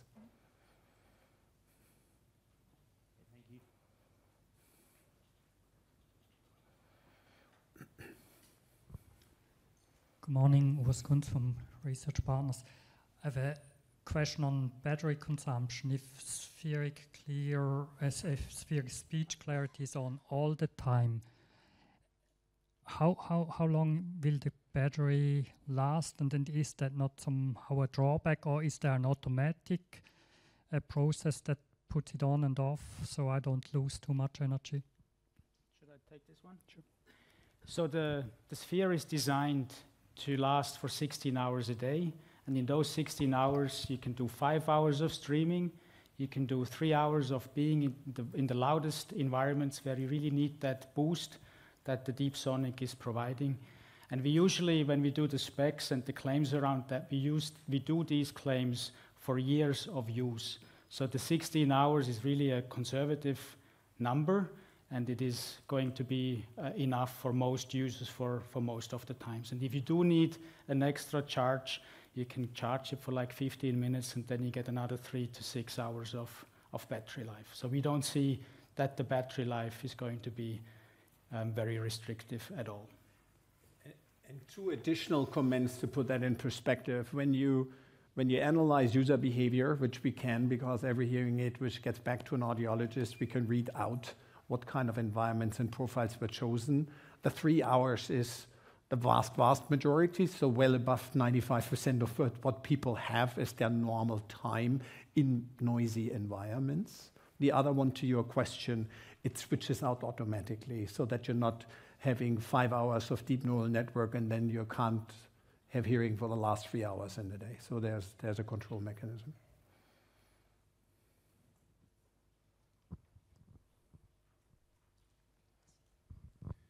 Hi, good morning. Julien Wador from BOV. The first question, can you help us to, have a clear idea, or what's the split do you expect between the like classic Infinio and the classic Sphere? Just like for the recruitable form factor.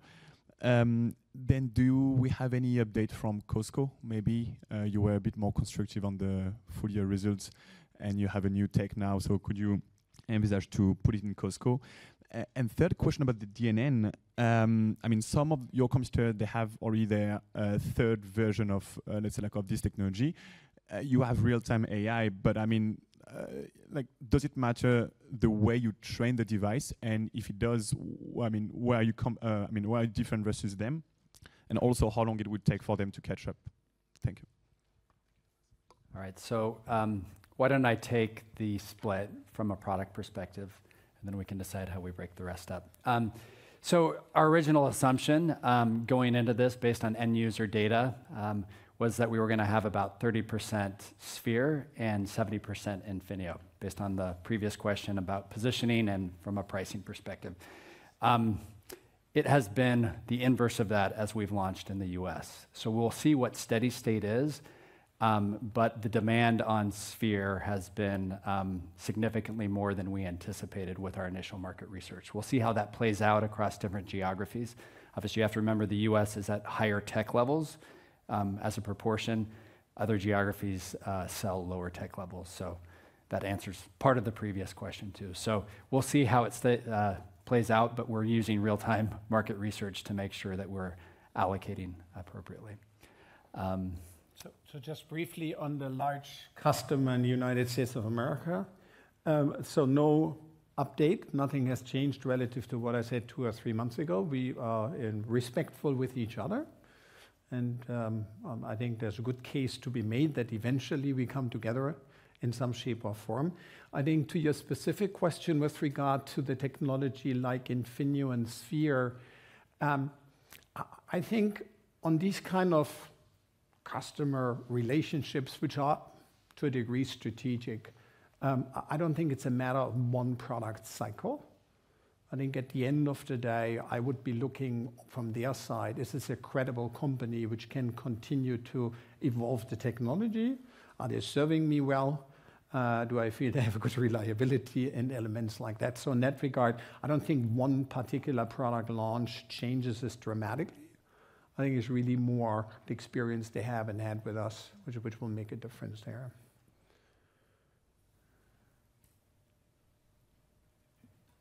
There was one more question, right? Just like on how to train the device and like all your different and how long it takes to catch up on all. Do you want to take the last part of that question? You have a good 2 to 3 years.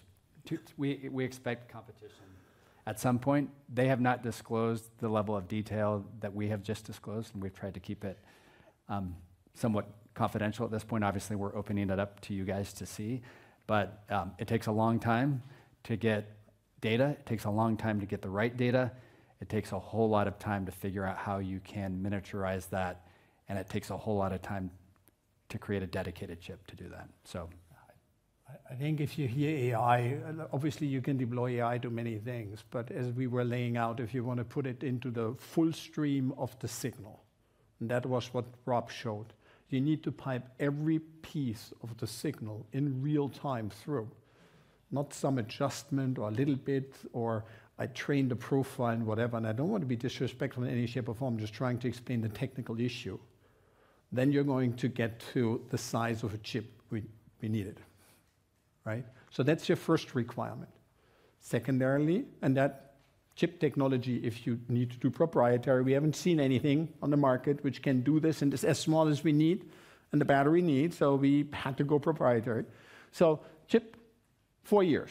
CMOS technology has never changed, always 4 years, and then you need another year to 2 to specify what you need in the chip, right? So that was our 6 years, right? And we're reasonably fast, right? We don't know if anyone has started, but we know with the technology currently in the market, there is no such chip which is anywhere commercially available on those devices. On the training of the DNN, yeah, in addition, parallel to the chip, as I said, they were on the journey for 2 years to work before we got together on how do you optimize DNNs, and then you have massive training of the DNN network to ultimately get it to the performance and the low energy consumption.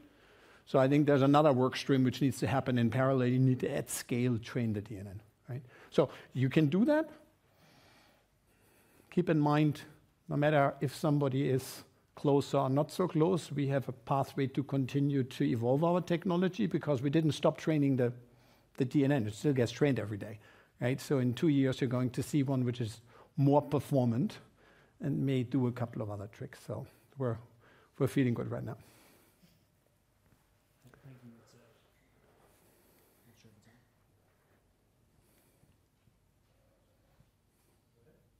Thank you. It's Graham Dorff from UBS. Just ask a couple. Firstly, on the launch strategy itself, so sort of a follow-up. You've obviously gone with 2 platforms. Have you had a decision like this to make before, where you could have gone with 2 platforms and you chose not to? And the feedback we got from the Vegas launch was super enthusiastic about speech and noise and super enthusiastic about the Sphere. But is there a risk then, when you think of going back to that sort of size and battery potential limitations in certain markets, is there a risk that people aren't as well versed in the benefits of the more classic platform? And then just one on manufacturing, it'd be good to get an understanding as to how this differs from what you've done in the past. So what are the challenges, or are there that many more challenges from producing a second platform? Thank you. Let me cover was there one, and then I can hand over for the second part. I am not aware. Trying to see Andy he's the longest on the journey. He agrees. We didn't have a situation like that. It comes from, we clearly developed at full speed our normal 2-year cycle. That's Infinio. And if you wouldn't have Sphere, Infinio's a great product, by the way, right? And you could see there's another chip in there which was needed on the connectivity and takes the connectivity to the next level. But because when we started with the artificial intelligence, we didn't know are we going to hit the timeline. We were not busy with trying to plan at that point of time what lens meant, right? So in that regard, we never had 2 work streams like the regular product development and then this extra project in parallel. So we didn't have a decision to take like this. We clearly took the decision that when it's ready, we want to have it out there, right? And therefore it becomes a little bit more complex launch strategy. I think from the discussions I had with some audiologists in Las Vegas after they had their day with all the engagement with the device, I heard them already playing in their mind, what consumer am I going to go with Infinio? Where do I go with Infinio Sphere? What's their need from a hearing loss perspective? What's their affordability side, right? So I think why we don't know all the answers in the sum of the parts, there's very clear segments where you go with the one versus the other. Yeah, two parts. Number one, we're super proud of Infinio. If you look at what it does with connectivity, if you look at what we've done with reliability, and if you look at that first fit performance that Oliver talked about, it's a dang good platform. And so we're super proud of it, and we want to market it. And so specifically on your supply question, obviously I shared the data of what we anticipated, and obviously it's very different. So we have had to make some trade-off decisions on what we manufacture and when. And obviously we're needing to manufacture more Spheres than Infinio at current state. But we're trying to be entrepreneurial. We're trying to use real data. And sometimes you have a hypothesis based on end consumer research that you do, but it turns out to be differently, and we're being agile and how we approach that. Thank you.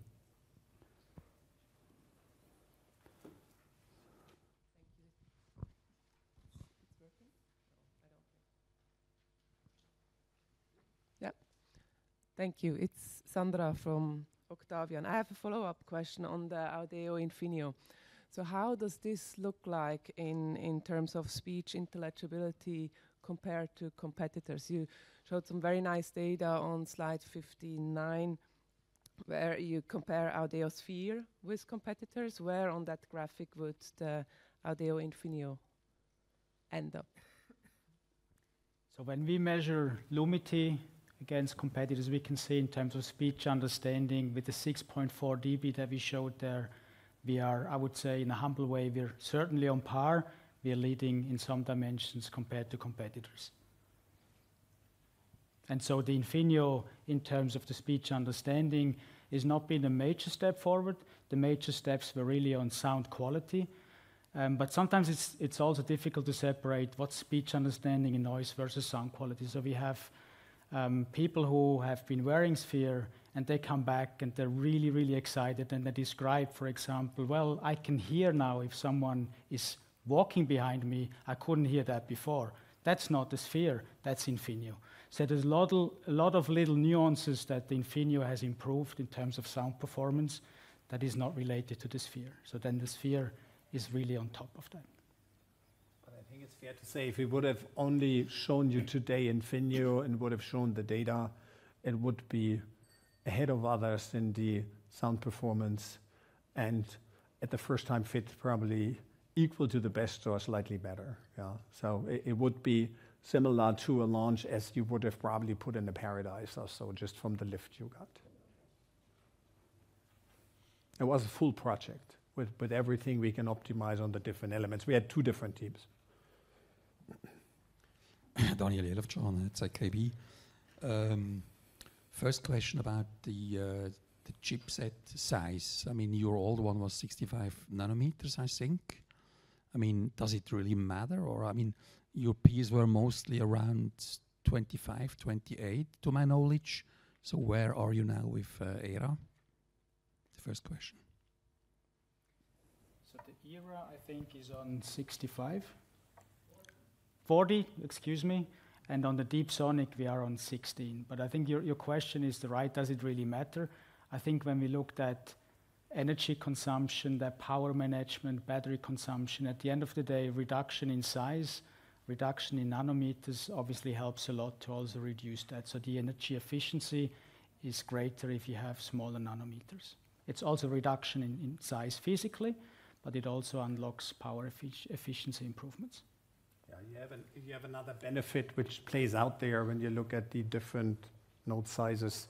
If you have a lot of AI to do, you're better off at that level. If you don't have unlimited capacity, then it wouldn't matter anymore. But if you're at that level where you're kind of at the cusp, you want to have dedicated AI because there is different architectural ways to how you put your transistors together and whatever else. So I think there's an incremental boost in there because it's a dedicated AI chip, even if the node size is 16. And maybe if I can just add, I think on the Deep Sonic, it's the size reduction and all the neural connections and all that, but it's also really the chip architecture, which we don't really emphasize enough, I think. But that's really also a key to bring this technology to life. And I think we had 1,000 different architectures and models tested to get this DNN in a high-performing mode. So there's a lot of work behind the scenes that also really matters. And the second question, this connection stability, why is it so much different between Android and iOS?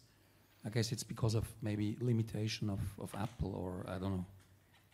So we have tested with the Androids, and on the Androids, I think most of them were running on Bluetooth LE or on the ASHA protocol. So the protocols are different between the Android implementation. If you also look at the level of compatibility that hearing aids have with Android phones, if you don't have the Bluetooth Classic, the universal connectivity as we have, you're limited in terms of what phones you're compatible with. So there's different protocols to the question you asked, which also has a different performance. On the Apples, it's the MFI.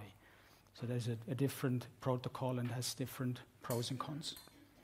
And with the Bluetooth Classic, with our proprietary implementation, we are, thanks to 6 times more transmission power, we're now even getting it to a more stable and more easy-to-use connectivity than before. Hi, so Stephen Sanders, Sanders Capital. So it strikes me once in a long while, you have a chance to really create a patent barrier, not just a CMOS barrier, not just a CapEx barrier. And in this particular technology, you've innovated at the DNN architectural level. You've innovated at the silicon level tied to that, right? You have this audio quality estimator, DNN, on top of that, which is quite a powerful piece of work. So are we underestimating the degree to which there is a patent barrier that can be assembled in addition to the 6 years of R&D?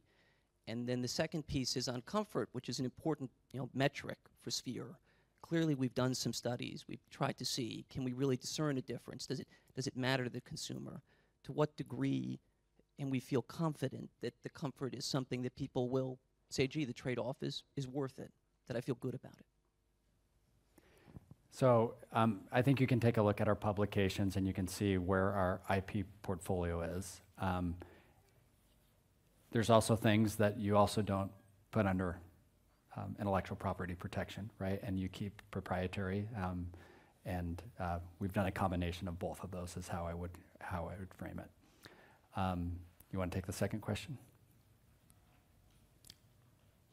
No, You're talking about sound quality. That's what your question is specifically on first fit performance. Ollie, do you want to take, since you have the data on it?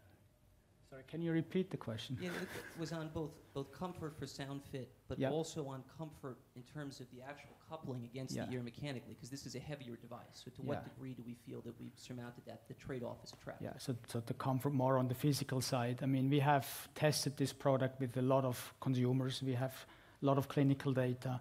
And quite honestly, we have not come across any objection in terms of it's not comfortable. If you look at it on the table or in your hands, it is bigger. You will be able to see it afterwards as well. But when you put it behind your ears, and I'm wearing glasses, I've also tested Spheres many hours in my life over the last 12 months, it's not a noticeable difference. I think it's fair to say the rigs have come to a size where you even get people arguing they're too small, at least for the dexterity. I'm not trying to now sell the larger size, right? But on a rig, even for the more heavy ones, you don't hear comfort. I think keep in mind the BT is a lot larger, right? So yes, it's larger than the regular rig, but we wouldn't expect comfort being a topic at all. It's really more if somebody from an aesthetics perspective puts them next to each other and say, aesthetics is really important to me. What we find, just being very specific, we do customer research and we do end consumer research. What's really interesting is we find, and maybe it's because as an industry we've pushed size so much, the hearing care professional cares more about size sometimes than the end consumer, right? Because once you put it on your ear, you're not going to notice the difference. That hearing care professional, you're going to do a side-by-side comparison. You say, oh, they're going to push the smaller size. There is some initial, you can look at YouTube, you can see what people are saying about it after the initial launch. At least in the US, it seems to be less of a concern than we anticipated. We have time for probably 1 or 2 more questions if there are any, or if you're all very hungry, then we'll start a little early. Any last questions? I would encourage you when you have a chance to do the listening demo. It's very, obviously we have a lot of data and whatever. We have a saying here which says, hearing is believing. So we have it for you if you find the time. It's more impressive than what we were able to show on the screen, so take advantage of that. Thank you, everyone. Thank you, and for those on the webcast, we will be back at 2:45.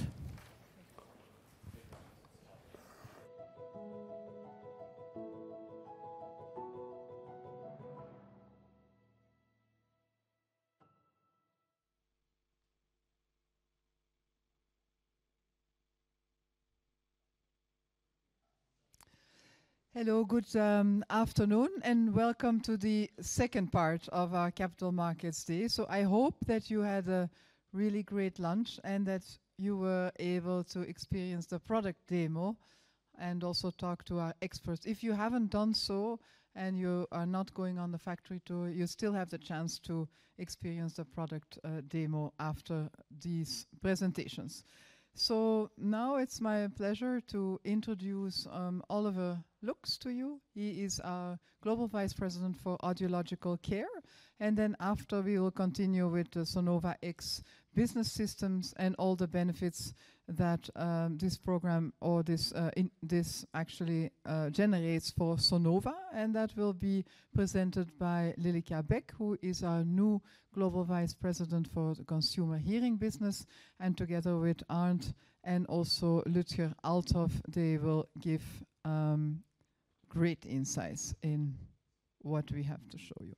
Okay, so Oliver, the floor is yours. Only this. Thank you, Birgit. Welcome everybody back from the lunch break, also from my end. I hope you had the chance to really try out our new product range, and I hope the sparkle also landed on your side, exciting you to see what upsides we are able to provide to our customers. Over the next half hour or so, I will share 3 topics with you. We will dive a bit into the global audiological care strategy and recap on this. We will dive into the German market and see what we did there over the last couple of years to win a market leadership position, and then distill out of that a bit what we learned for the global business of audiological care. Before I dive into content, allow me to briefly introduce myself as I'm in this new role for the first time with you. Birgit said it already, I'm the new Global Vice President for the Global Audiological Care business of Sonova. I started in that role about 3 months ago, taking over from Christophe Font. I have been with Sonova for around 13 years in different roles and capacities, on global roles such as M&A and strategy, but predominantly over that time in general management positions, leading some of our markets in Europe, in the US, etc., but also in regional management roles, overseeing a couple of markets, also in Europe, in Latin America, but also in Asia Pacific, including China. The last role I had was overseeing our German retail organization under the Geers brand for the last 2 years before I started in the GVP role about 3 months ago. That said, let's dive into audiological care. Just to recap who we are. We are running one of the largest networks in our industry, about 3,700 stores, a bit north of this, with 10,500 highly skilled individuals, about 8,000 of which are working on store level, and more than 6,000 of which are audiologists and hearing healthcare professionals, what we call HCPs.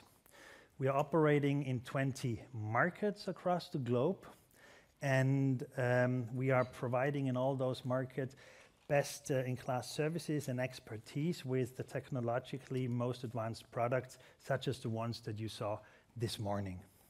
We are running different brands across markets that we are increasingly harmonizing in terms of positioning, but also in terms of brand alignment. We are growing the network through organic growth, including greenfield openings, but also selected M&A. If we're looking a bit into the trends of the hearing healthcare market, and if we look into the customers, then we can see 2 things.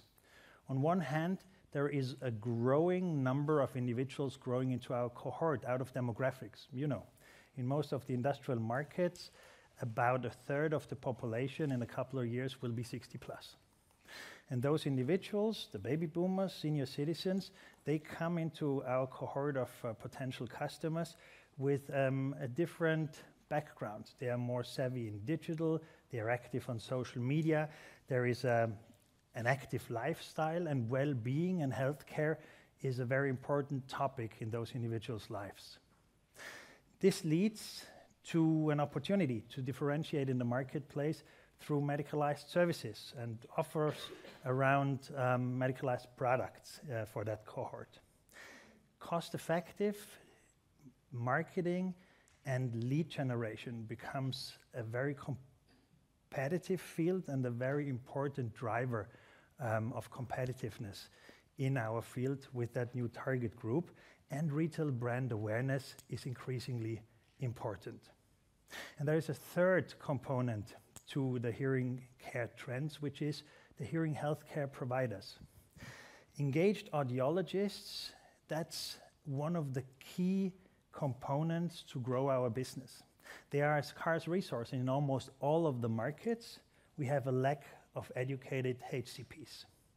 So one of the key components of the key competitive factors in our industry is to attract the best talent in the marketplace, but also to train, to educate, and to retain those individuals amongst the workforce. Now, how does that land in our strategy? On top, we are focusing on what we call pinnacle audiology. Pinnacle audiology is what we understand by providing the best personalized audiology solutions for every single customer in every single market across our network. And personalized audiological solutions, that means the best product, the latest innovation, but also personalized services, the customer process. By that, we are also working on providing easy and convenient access to our customers. That means that it's on the customer to choose when and where, by whom and how they are getting in touch with us and how they are consuming our services and products, either on the store level or via omni-channel touch points, which means online or via the app, via social media, or a combination of all that. And the third component is a relentless execution of what we call Sonova X. It's the continuous process of process improvement, of continuous improvement, of structural improvement of everything we do in order to get better every day, and in order also to create some headroom on our P&L for future investments into our business model and for our customers. Now let's look a bit into Germany and what we have been doing there. To start with, let's have a look at the market. Germany is one of the largest markets in our industry. It's one of the two largest markets in terms of volume in Europe. It's a highly regulated and reimbursed market. About 60% of the market is fully reimbursed products, the so-called Nulltarifprodukte. And with that, the average selling price is also a little lower than we would see in comparative markets. The market is growing by 2 to 5% historically. You saw the outlook earlier by Birgit today. And there is competitive pressure in the market, both from local competitors as well as from our global competitors that are all active in the market and competing for the ever same customer base. And what we're also seeing in Germany, or have been seeing in Germany over the last couple of years, is a somewhat moderate consumer confidence when it comes to end consumer products and services. Now, how did we navigate in that market over the last couple of years to win a leading position? We entered that market over time by a string of acquisitions. And after we acquired AudioNova, and part of the AudioNova acquisition in 2016 was also acquiring GEERS in Germany, we ended up in a situation with 17 different brands across the market, with various headquarter organizations and offices, and that's simply not manageable. It's not effective, it's not efficient. And at the time, we decided to merge everything into one organization to create economies of scope, and out of that, realize economies of scale by having everything under one roof and build one brand in Germany for our audiological care business. We selected the GEERS brand at the time because it was the most renowned brand, a brand that came in via the AudioNova acquisition in 2016, and we also merged the teams, or brought together the teams, under the roof of the former GEERS headquarter in the city of Dortmund.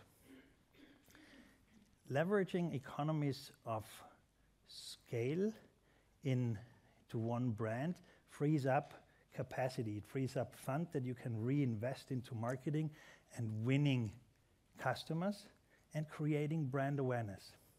So it was possible under one brand to be above the line, present in the market, on television, on mainstream media, in print, etc. And also to collaborate with one of the most renowned personalities in the German media or German-speaking media world, even with Thomas Gottschalk.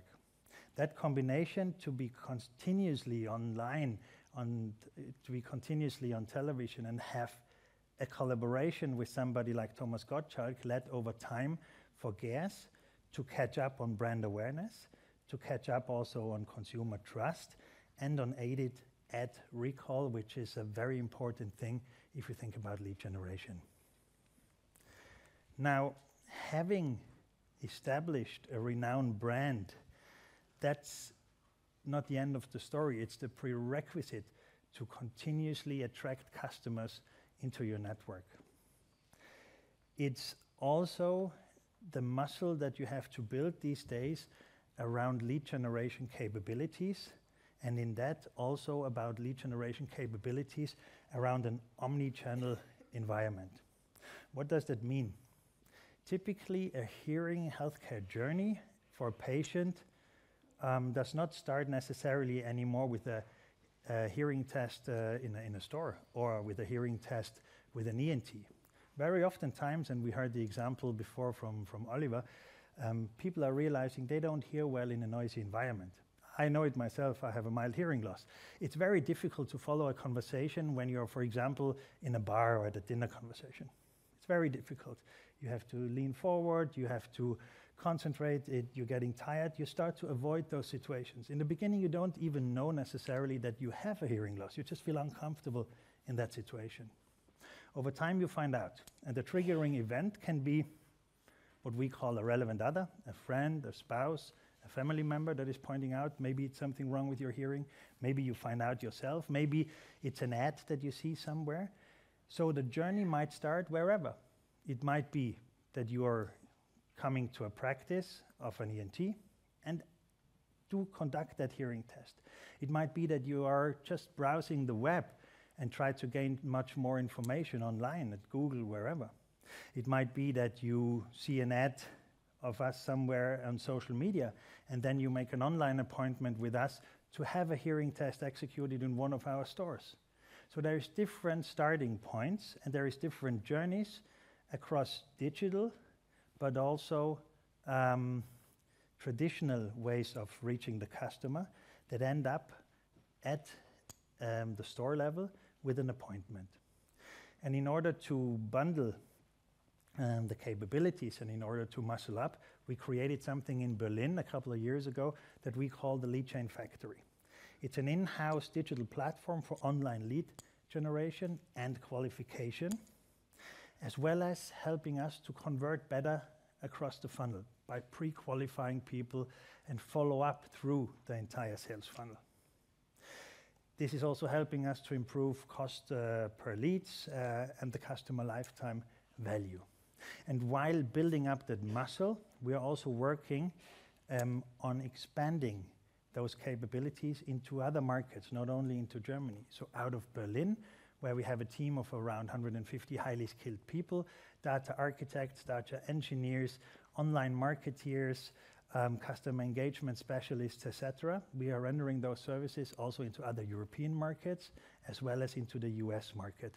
And we are continuing to spread that capability out from Berlin into our network.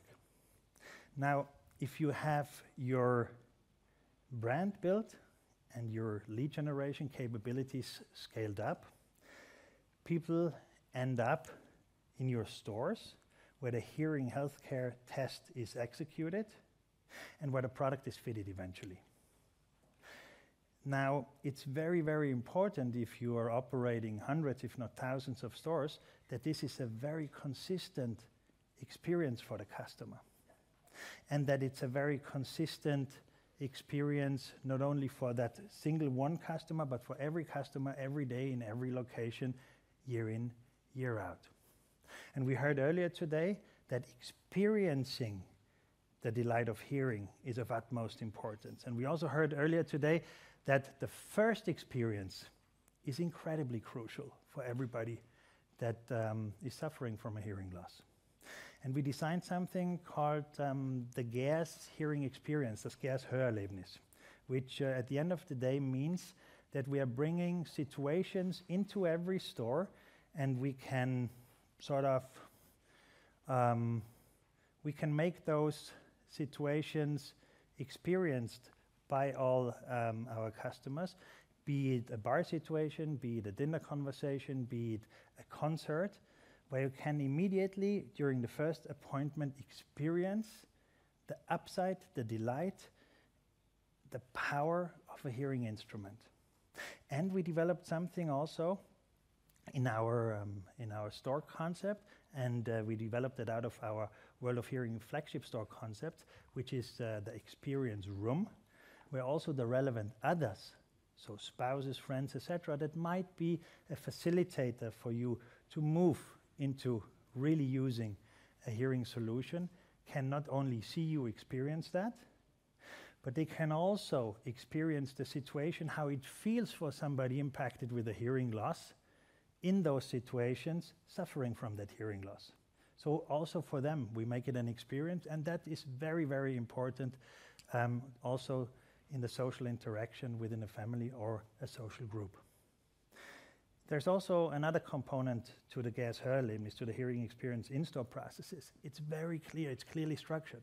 So up front, you know the number of appointments, we guide you through, you know what is going to happen as a customer, you know when you have the next appointments, you know the purpose of those appointments, and it will become plannable for you. You know by when you will have a ready hearing solution, and by when you will be back into your normal life and really enjoy the delight of hearing. For us, from a company perspective, there is also an upside associated with that, because it makes the work across our store network much more plannable. We can manage capacity of our store network, we can manage the calendar capacity of our HCPs, which is a scarce resource, as we heard, and we make it a scalable process. Around that customer journey, around that in-store processes, we also started to redesign the store concept per se. So the physical store concept.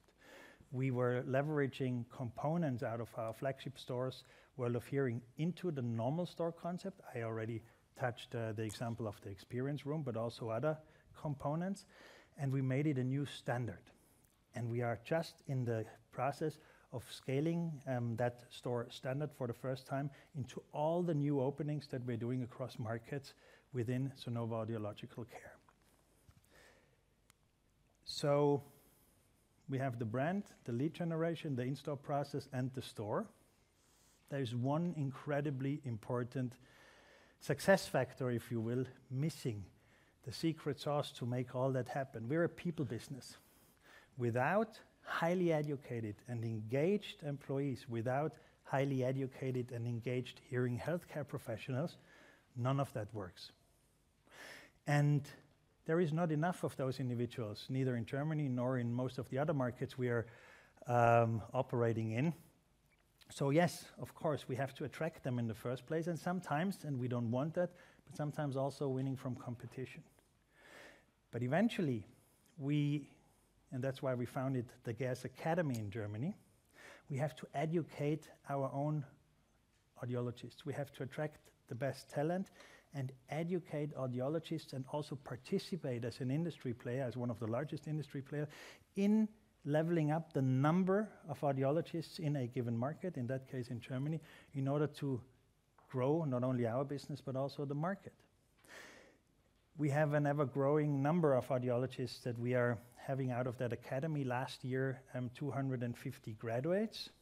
The number is increasing year over year. We are doubling down on that.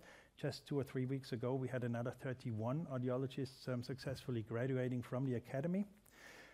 But the academy is not only tailored at audiologists. There's also another 80 different courses and curricula from sales management to talent development, etc., that we're focusing on in the Gas Academy. And out of the 2,500 employees that we have in our German audiological care organization, more than 1,800 were participating in one way or another, either at location in the academy or via remote programs in one or more of those courses. So for us, it's incredibly important not only to invest ourselves in the education of hearing healthcare providers, but also to engage, to upskill, to right skill all the workforce, work on talent management, and increasingly make sure that people are not only attracted, but also enabled, and then eventually also in the long term stay with us as engaged individuals that at the end of the day are not only engaged employees, but ambassadors for what we do. We launched an employer branding campaign called Ich bin Gas, I'm Gas. And we did that because each individual in the organization has an important role to play, be it in marketing, be it in finance, or even more so important if you're at store level.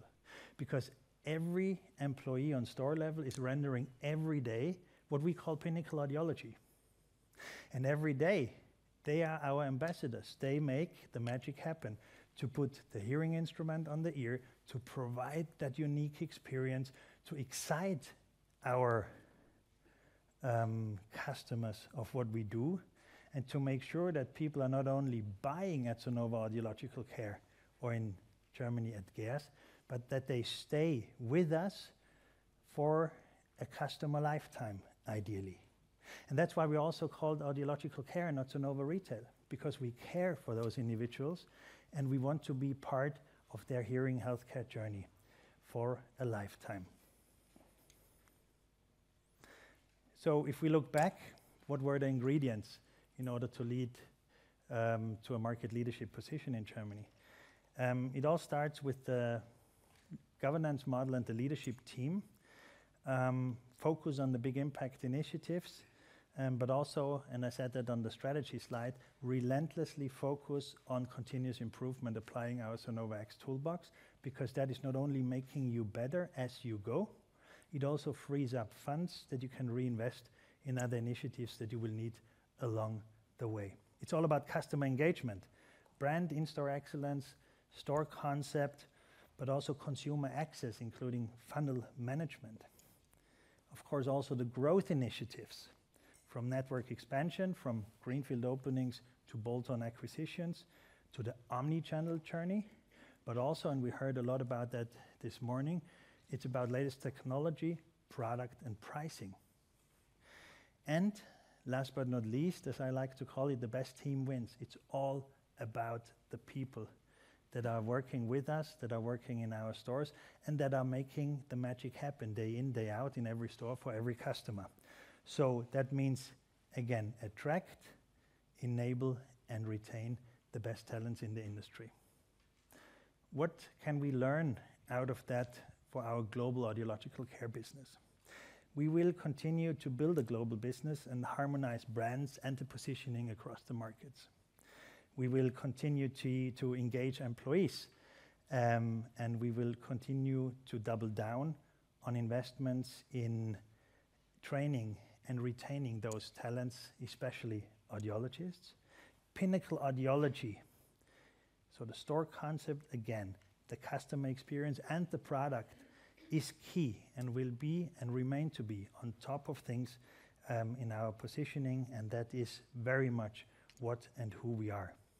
Leveraging data is incredibly important to generate leads, but also to continuously improve our services in everything we do. Increase productivity and profitability, I just mentioned it, by relentlessly applying the Sonova X toolbox, and further strengthen our organic growth paired with accretive selected M&A activities. All this comes together and will help us to continue drive market share in every market we're active in, and to deliver on profitable growing the business. Thank you very much. Thank you, Oliver. Thanks for guiding us through. This was a hopefully good opportunity to take a look in one of the AC markets in a little bit more detail. By the way, this is our largest, about 25% of our total audiological care footprint. So in that regard, not irrelevant, but hopefully also a good opportunity for Oliver, while he's new in the role on a global level, to show that he knows what he's doing and has done it at least at scale in Germany. The last half hour before we have one more Q&A, we wanted to spend on what you heard even making the strategy chart from Oliver, Sonova X. I talked about continuous improvement, structural improvements. Sounds like a somewhat dry topic, and you can ask the question, why is that so relevant? I would say it's very simple relevant. At the end of the day, we live in a competitive environment. In the worst case, the customer wants more for less every year. It's healthcare, as long as you don't provide, like the Infinio Sphere, a big jump. Otherwise, you live in the more for less, right? And you have competition. So yeah, you have scale. If you're in a fortunate position that you have scale, but you still need to wrap your head around what's your fundamentally economical engine in the background that you can drive profitable growth while you have to invest on an ongoing basis into growth, right? And so in that regard, I hope every company thinks about what the engine is.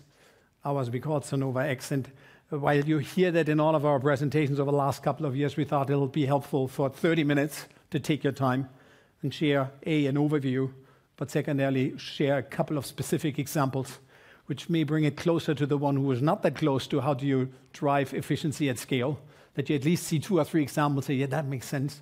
If they can do it in all the other processes, it will be important, right? So from an introduction of Sonova X, we call it an excellence system. Other people may call it a business system. At the end, it's deeply rooted in the conviction that, and the experience, I would say, that everything we do is a process. Sometimes well organized, sometimes not so much. If it's not so organized, you have more potential, right? Not just in operations, but throughout. And you can create value in many different ways. Don't start immediately efficiency. From all I can tell, Toyota started their journey and were a little bit students of Toyota on the principle because they had a quality issue. And then they figured out if you can improve your manufacturing process, you get to better first-pass yield, and ultimately you get to a better failure rate or lower failure rate, right? So it's about customer satisfaction, can be about sales growth, efficiency. Interesting point, they normally hang together as long as you go to solving the problem from a process perspective. If you want to do this at scale, we're 18,000 people and want to have good impact and alignment, ultimately you need a system. You can't just have everybody do it their own way, different language and so on. So you need process tools, you need effective KPI and action plan reviews, and you need to do this systematically so that everybody hums in the same way. Now, if you want to bring that to an organization which had individual process improvements, but not kind of in a structured way, you need to not just have the tools, you really need to think through how do you get people motivated by seeing the benefit, how do you bring them on the journey, and you end up to see that the success to drive it systematically is ultimately that people are engaged on all levels. We like to talk about Gemba being the place of where the action is, out of the Japanese. So you need to involve the operator because they know what the process is. But you also need to go up to ultimately my level and be engaged. Otherwise, you don't drive the cultural change and you don't set the priority. We're on the journey since 2019. You can't do all at once, so the scale and scope is growing, and I'll have a chart on that so that you get a sense for how far are we on the journey. Yeah, and we do it ultimately to drive results. They're not only financials. I think customer satisfaction is an important one. But obviously, you drive the P&L and the balance sheet and your ability to invest. So from a system perspective, why is this system? I talked about the approach and the toolbox. We deploy it in 3 buckets. Now, other people may structure the buckets differently, but there's a side which we call growth. There you're focused on the sales processes, on the marketing processes, on the new product development. And there are different tools you need in order to improve an R&D process over the manufacturing on the assembly side. The principle is the same, but the tools are different. Continuous improvement we use as a term more in the operations and then transactional side of the house. And then talent is the culture, the learning of the tools, but we also deploy it to how we run our talent development processes. Now, one interesting one in our world, and you've seen it a little bit in the Oliver voiceover, there are places which are both. Our biggest OpEx in the company is audiological care, right? And we can have a discussion, is what Oliver talked about, a sales function in the store, or is it manufacturing? Right? Because they sell, but they also have to diagnose, treat, do after-sales service and repairs. So to the degree we have 3,700 small factories with only 3 people in there, that's a complex issue. But in that regard, the boundaries between growth and continuous improvement can mix. Alignment is important, as I said, because of the size of the organization, but often we bring cross-functional teams together from different parts, so it's good to have the same language, use the same approach. If you would go Six Sigma, which some other people do, super different to the Toyota principles, right? So in that regard, we're more on the continuous side, and everybody needs to do the same, otherwise we confuse ourselves. From the performance improvement, I think the most important from my vantage point, you can say everybody improves processes, this is true, but if you do it 2 times better than other people, and you can sustain it, it becomes a defendable competitive advantage. So you will find players in the world who have systematically better reliability than others, who have systematically better sales execution. They can't stand still, same is true for us. If we started 5 years ago and our sales execution has not improved in the last 3, somebody else woke up and went on the same journey, that's problematic, right? So you need to continue. Now, one last comment, which I think is most relevant for us thinking from a financial perspective. Continuous improvement sounds small, and the single step is. But you will hear people talk about it who say, yeah, but don't underestimate the power of the compounded annual growth rate. Because if you can improve a process by, call it 5%, you sustain, and then you choose to improve it by another 5, now it becomes interesting, right? So if you look at the people who are really way ahead on how many cars they can assemble with a number of operators, or what their reliability is 10 times better than somebody else, most likely they've done individual improvements, and they understood the magic that it's not the individual improvements, the sustainment. Right? So there's a lot of focus on our side on implemented change. How do I sustain? You will get to words, Ludger will share them about daily management. How do I drive my business with a high cadence that I continue to sustain before I improve? Now, I said it's a longer journey, because you can't start in all functions and with all people. So what we've done in the last, by now, 5 years, we've built a continuous improvement team which is dedicated. We have about 40 experts with very big history and background. Some are operations, some are R&D experts, some of them are sales and marketing. But they're all, in addition, expert on how do you improve processes. And you need to provide that resources. You can say that's costly in the first place, but if they help me 1% productivity every year, they pay for themselves. Most important is that your local P&L leaders are all in. And they are guiding where they need the help in order to move their business. If you look on the curve here, 2019 we started as many other people only in operations. It seems to be more natural to people in operations to say we have to improve processes. I don't know why that is, but I have observed that behavior. So you start at a place where you have a lot of willing people who want to jump on the journey. Ludger led that, he was new. And then we moved into, as you can see on the curve here, into sales funnel management, lead generation, and some initial activities on new product development. We then scaled up in the last years towards also including back offices because we have large back office resource pools. And we also have disseminated the responsibility. At the beginning of the first years, it was pretty much the management board together. By now, the ownership is with the business unit leaders and the functional leaders, and they have dedicated support teams in order to drive this. Now, we're up to more than 100 Kaizens a year, more than 5,000 people involved. So this is not a small exercise. This is a large shift in capability, but also culture. And I'm not saying everything goes perfect. You remember we had a discussion on reliability. We really felt bad about it. But if you think about it, how fast we responded, and that we're now showing that the Lumity post-launch has improved 30% as an existing product, you see we can respond at least when we may make an error somewhere. We're never perfect on any process.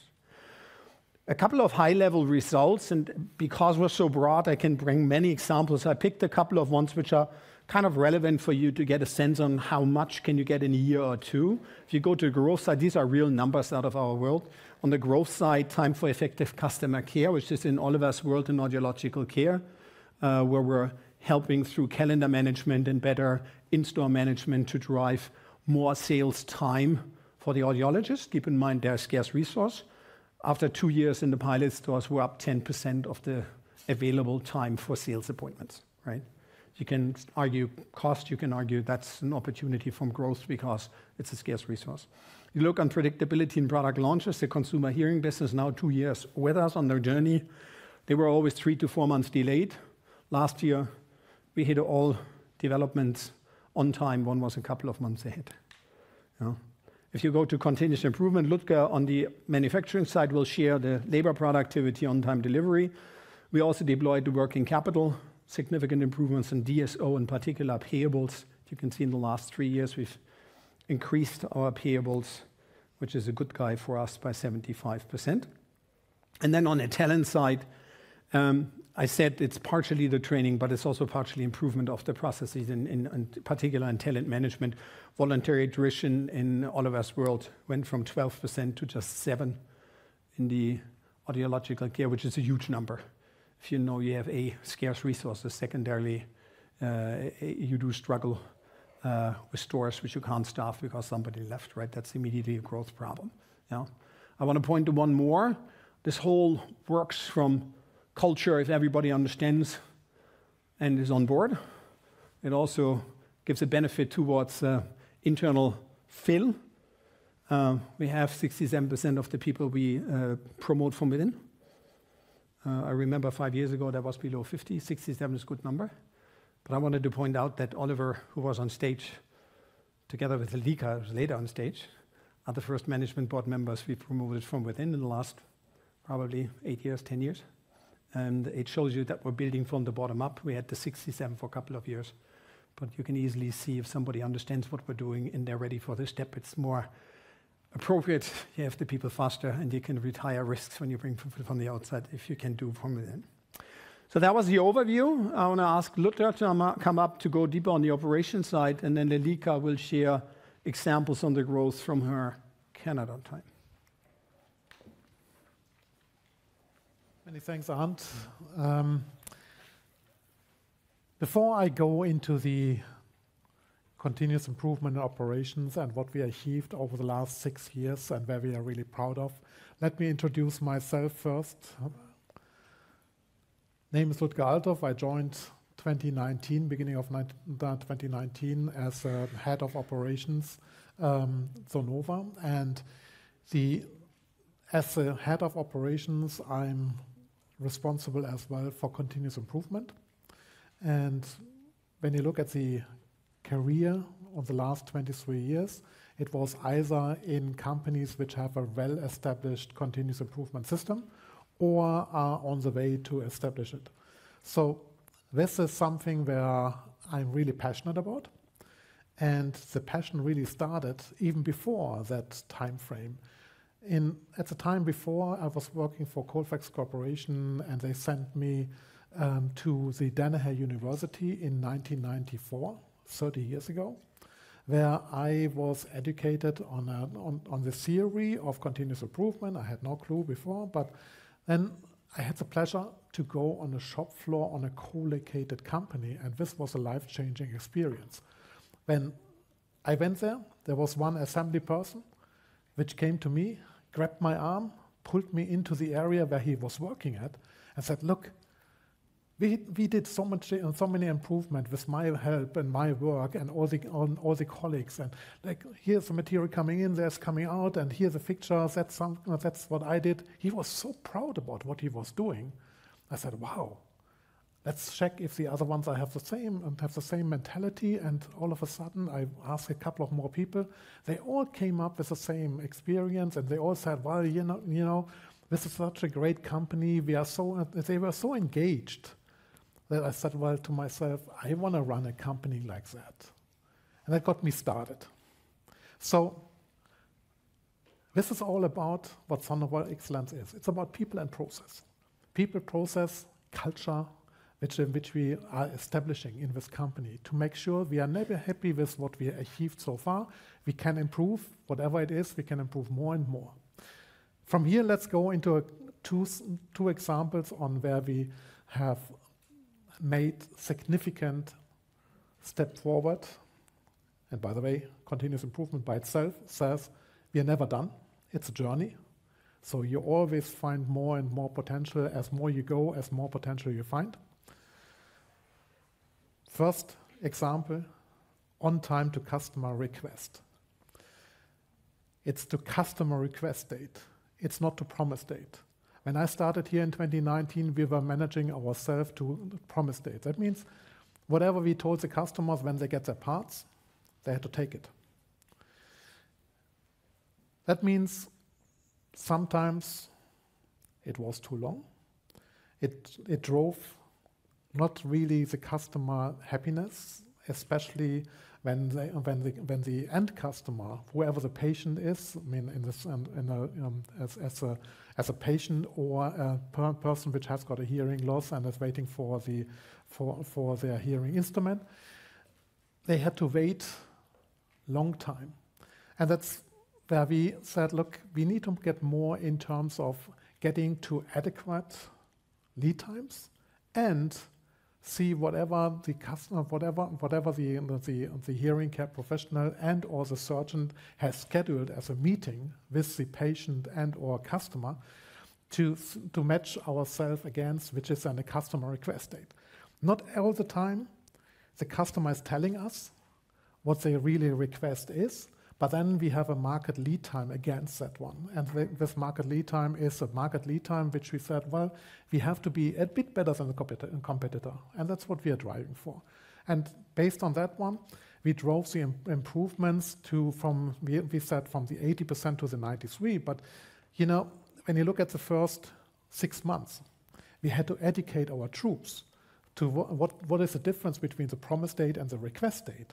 And therefore, when everybody was clear what the promise date is and the request date, and they really put the request dates in, first of all, the result went down. We really started off with 60%, and went from the 60% to the stable 92, 93%, which we are today. And keep in mind, the customer can request whatever. They can request next day. So sometimes we are not able to do that on default, but I mean, 93% on customer request date is a good, stable result. Why is it important for the customer at all? As I said, if we don't deliver, they have to reschedule. They have to call the customer. They have to postpone the surgeries. So that's a lot of extra effort, and it drives customer unhappiness, and therefore it's creating a lot of problems. Therefore, on the flip side, if we have a good lead time and we're sticking to our customer request date, we are driving customer happiness and satisfaction, and therefore the Net Promoter Score is directly influenced by that one. We reached the improvement so far by, first of all our parts which we are stocking up, where we have our standard parts, by having a plan for every part in terms of stocking model, which is demand and supply, always checking and make sure that we have the right level there, and always in our distribution centers all around the globe. Daily management.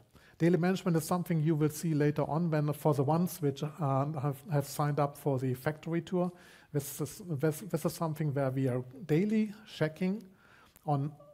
First of all, over the day, we are checking that we are really fulfilling all the needs which we have for the day. But if we can't make it, the next day we are checking on why couldn't we, and what do we have to change so that this one is not happening again.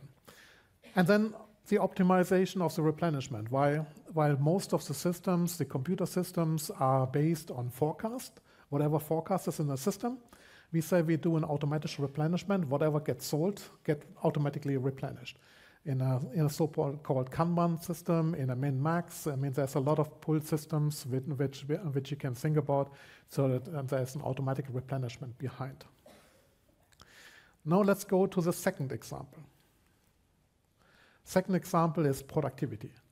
Arndt already talked about the 12%. The 12% is an average. I mean, when we will see it on the next slide and how it was going on the different years. But the scale has changed over the years as well. How do we do that one versus? How could we be able to drive 12% in average productivity? It's really about focusing on the non-value add versus the value add. The RAFA model, for example, is something where it's really thinking about what can we do on the value add.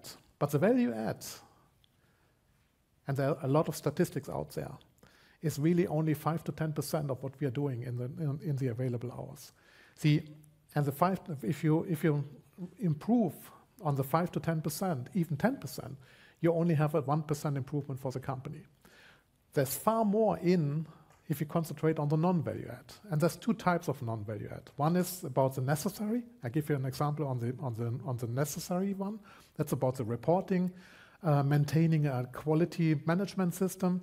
That's all stuff which you have to do, but it's not really something which is valued by the customer. The customer really cares about every time you are adding something to the product or the service, whatever they have ordered. The non-value add, but necessary, we try to minimize and optimize and automate. But there's a lot of stuff, the majority, which is non-value add, which is not really needed. And it's like over-processing, it's waiting for material, it's waiting for tools, it's searching for documents. There's a lot of stuff which is wasted, where by optimizing walkways, by optimizing the way on how you place the material, how you place the tools. I mean, by the way, in the office or on the shop floor, it doesn't matter.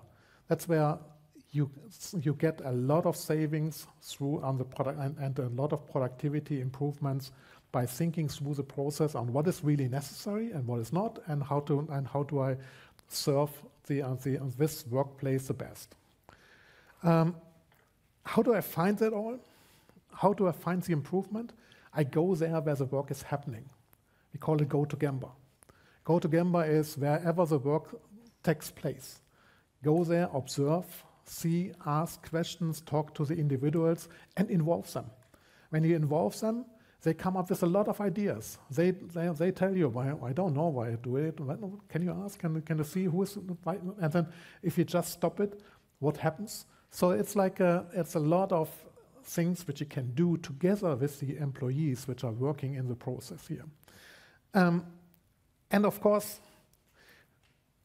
you need to visualize, because people don't see it. People don't see it if before you don't put it on the wall. You say, well, this is a workflow, this is what we are doing, and why do we do it this way? And then most of the time people say, well, it was always there this way. I said, okay, good, let's do it in a new way, and to see how can we do it smarter. What has been achieved so far? In the first 2 years, we really focused on the shop floor. The first year we took 3 pilot factories, and from there in year 2 we scaled up and took all the factories, and then we took the next generation after this one on adding all the support groups in terms of logistics, in terms of order handling, all the ones which are supporting the manufacturing into scope. And always when we scaled up, we could still drive the same amount, more or less the same amount of improvement on the productivity side. The last big change was we did not focus so much about driving the amount of Kaizen, of activities, by thinking about what are the ones which we have to drive to have a bigger impact, and we need to get more, we have to have more impact in terms of driving the sustainment to make sure that it's sustained over time. So I hope I gave you a little bit of an example and insight on what we did so far with our Sonova Excellence on the shop floor. And from here, I would hand over to my colleague Lilika, which gives you a little bit of insight on what we did in AC side. Thank you. Thank you, Ludger. Good afternoon, everyone. My name is Lily Quebec. I am the Global Vice President for the Consumer Hearing business. This is the first time we're meeting, so I thought, like Ludger and Oliver, I would do a little introduction as well. I am just coming up to the first 90 days in this very exciting role, and also as a management board member with Sonova. But I've been with Sonova for 15 years. And I started my journey down under in Australia as a commercial director with our brand Unitron, and then was invited to travel up to what we call the Great North in Canada and lead the global Unitron business as their VP of marketing. And it was in this role I had a very cool opportunity to lead a group of product managers and developers and work very closely with the R&D team in creating our product portfolio and innovation. So when you saw that sparkle in Oliver Frank's eyes when he talks about innovation, that's exactly what we were doing there, building the Unitron innovation. After that, I moved to the audiological care business in Canada. We operate there under the brand name Connect Hearing. And this gave me the opportunity to see how the innovation we had been creating is now being experienced by people with hearing loss every single day. That's a daily business. We diagnose, treat hearing loss, and provide solutions. So I spent 4 years there, and that's actually where my exposure to Sonova X and my experience with Sonova X grew exponentially. So I'd like to take you through an example of how we use Sonova X at Connect Hearing to unlock value in the business, to improve productivity, and honestly to resolve one of the biggest challenges we faced in that business. So firstly, before I get there, just a little bit about Connect Hearing in Canada, because it's not a business that gets profiled a lot, but thank you for sharing the data earlier around the market growth. We have 175 clinics there across the country, and we're amongst the top 3 providers of audiological care services. It's a good quality mid-sized market, about 650,000 hearing instruments per year, and a healthy growth rate of somewhere between 3.5% and 4%. More recently, I can see mid to high single digits. We have, comparatively to other markets, a good hearing aid penetration rate, partially because a lot of people with hearing loss can access some level of reimbursement there. And it's highly regulated, both by region and by profession. So whether you're an audiologist or a hearing instrument specialist, and depending on which province or state you're in, you belong to a different regulatory body. Now, here comes one of the biggest challenges we had in that market, and it's actually something Oliver spoke to. He called it audiologist scarcity. In Canada, we have approximately 120 hearing care professionals graduate each year. That's a lower number than the number retiring. And every year, that's declining, those number of graduates. So our clinical capacity to serve consumers in this growing market is becoming a challenge. And we do a lot of the good things that Oliver talked about, supporting and certifying people to go through the program. We have good recruitment and competitive recruitment policies. We leverage immigration as well, and of course retention is key. But nevertheless, we started to get very, very curious about how we manage the capacity we have in our clinics. Are we doing that well? Is it optimized? So, to understand that and unlock any value there, we use Sonova X. And there were 3 things that we did. I like things in 3s, they're easy to remember. The first is we deployed or completed a Kaizen. Ludger or Arne took you through what a Kaizen is, a cross-functional Kaizen, where we invited team members from across the business, particularly those at Gemba, so the frontline, the hearing care professionals, the admin staff.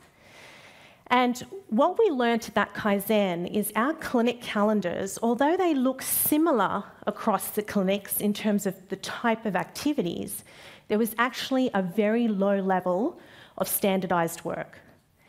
Every clinical calendar was very customized to the way that hearing care professional liked to work, their style of working, their appointment lengths, the type of appointments they want to have.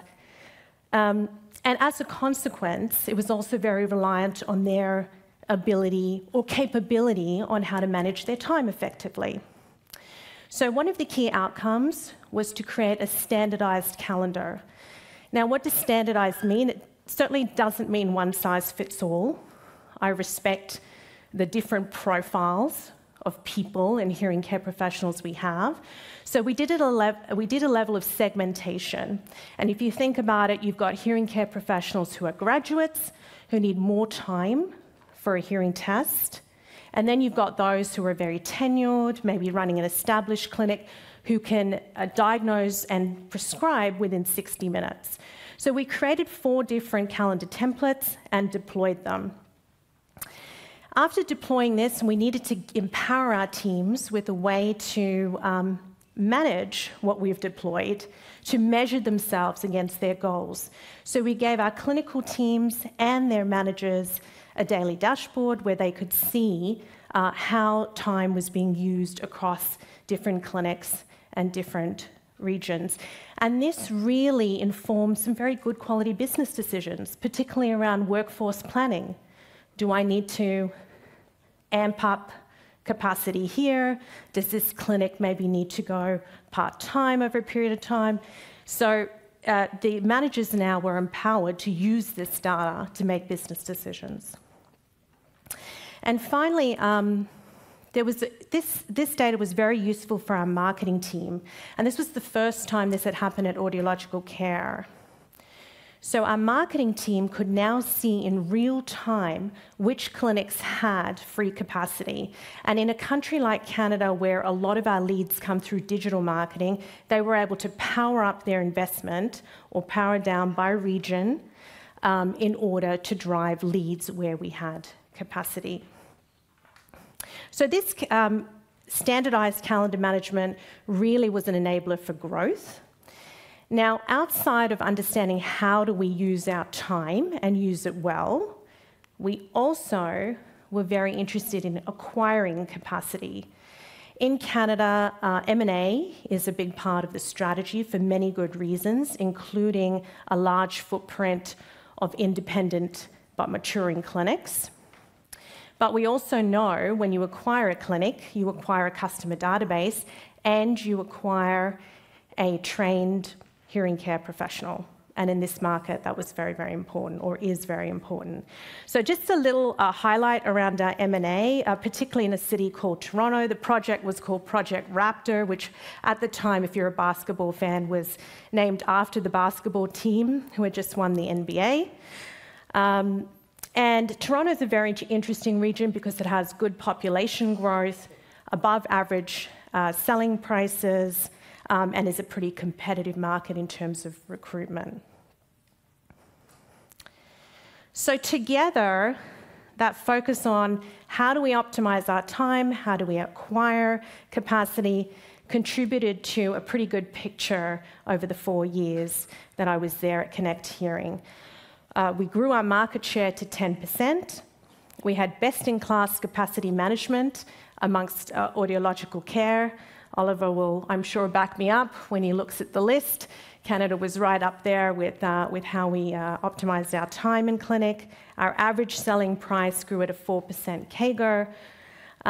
And importantly, we had a lot of focus on retention and engagement of our team members, so our voluntary turnover came down to a very low 4%. Super important for us to be able to serve our consumers and our people with hearing loss, and very important to me because, as you know, people with hearing loss take a number of years to make the decision to see someone about it, and ultimately we were extending that by 20, 25 days by not having the right capability, capacity in clinic to serve them. So what's next? This work then went into a couple of other markets, including Belgium and the Netherlands, with very good results, and continues to expand across audiological care. Thank you so much. Arnd. Thank you, Lelika. I have 2 takeaway charts while I'll ask Lelika, Oliver, and Ludger to come for the Q&A. So just briefly on the Sonova X, I hope it was worthwhile to go 30 minutes deeper. I'll apologize for the one who wasn't that interesting, but I wanted to share it once while we always talk about it. But it's clearly broader distributed by now in the different businesses and the major functions. Ludger said it, it's at the end, it's the enablement of the people, it's the culture, it's the knowledge on how you improve your processes, and then the commitment to go do it with the time you have to allocate. We made good progress on many different fronts. There's other areas where we haven't even started. The good news about continuous improvement, it never ends. So in that regard, I would say there's also enormous potential. I'll flip up the key takeaways for today before you go to the question, because it may trigger the one or other question on your mind. I think we talked at the front around implementing the strategy to drive profitable growth, being on the journey. Particular focus this year, obviously, coming from the lead innovation side, where we're a company which tries to bring the breakthroughs when they're required for the industry and the customer, real-time AI being, for us, the big next thing, and not just for this launch, but for the years to come as a platform technology. The broadest launch, as you could tell from the images, also a big, let's say, signal into the marketplace from the launch activities. And then the deeper dive on the consumer access as well as the Sonova X. With that, I want to lead over to the Q&A for the second half of the day, but also other ones which are still open from the beginning of the day. So we start the second Q&A session while we wait for a few people on the phone. And for those of you who are joining the webcast and want to ask a question over the phone, please dial in now. But I would suggest we start with 1 or 2 questions from the room before we move to the phone. Thank you. It's Graham Doyle from UBS. Just again on the manufacturing, and obviously relates to a lot of the work you're doing here. As you scale, where do you think you are now in terms of your ability to meet demand for the next year, given presumably you can meet the demand that's in your implied guidance for both products, Infinio and Infinio Sphere? And again, just to understand, how difficult or not is it to produce the Infinio Sphere relative to the Infinio with the extra chip, just to contextualize that for us?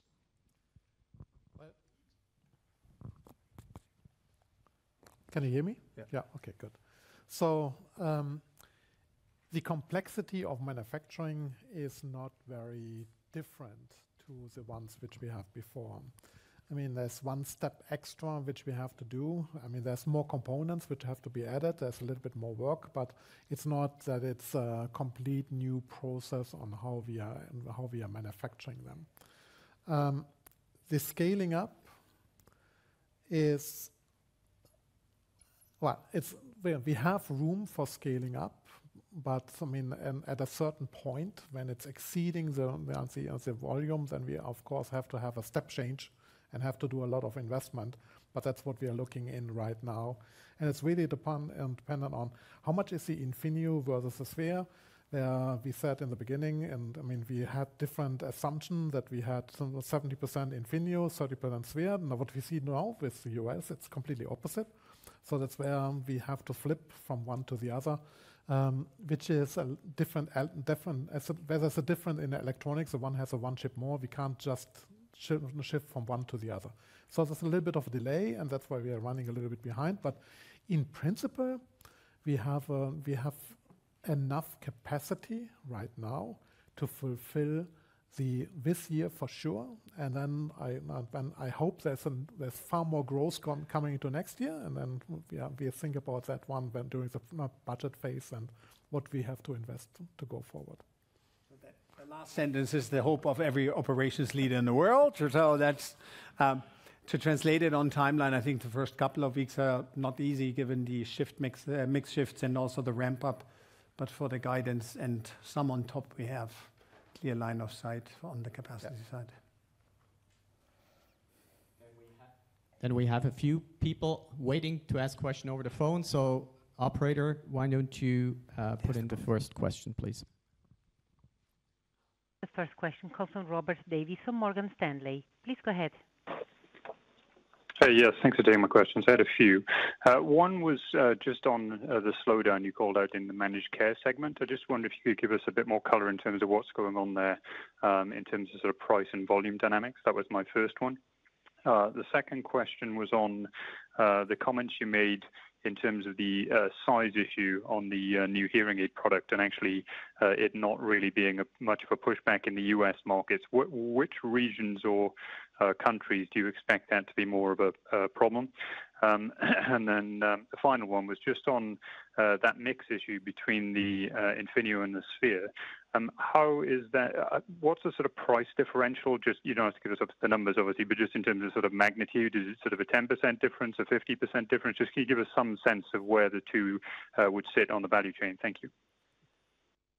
So the first question was, I think, on the managed care. The managed care. Pricing and volume trend. I think on the managed care, there's no clear indication why there is some slowdown more than in the private. I would personally believe managed care was very busy to get access to the different Medicare Advantage plans over the last couple of years. If you looked at their growth rates, they were easily in the 15, 20, 25.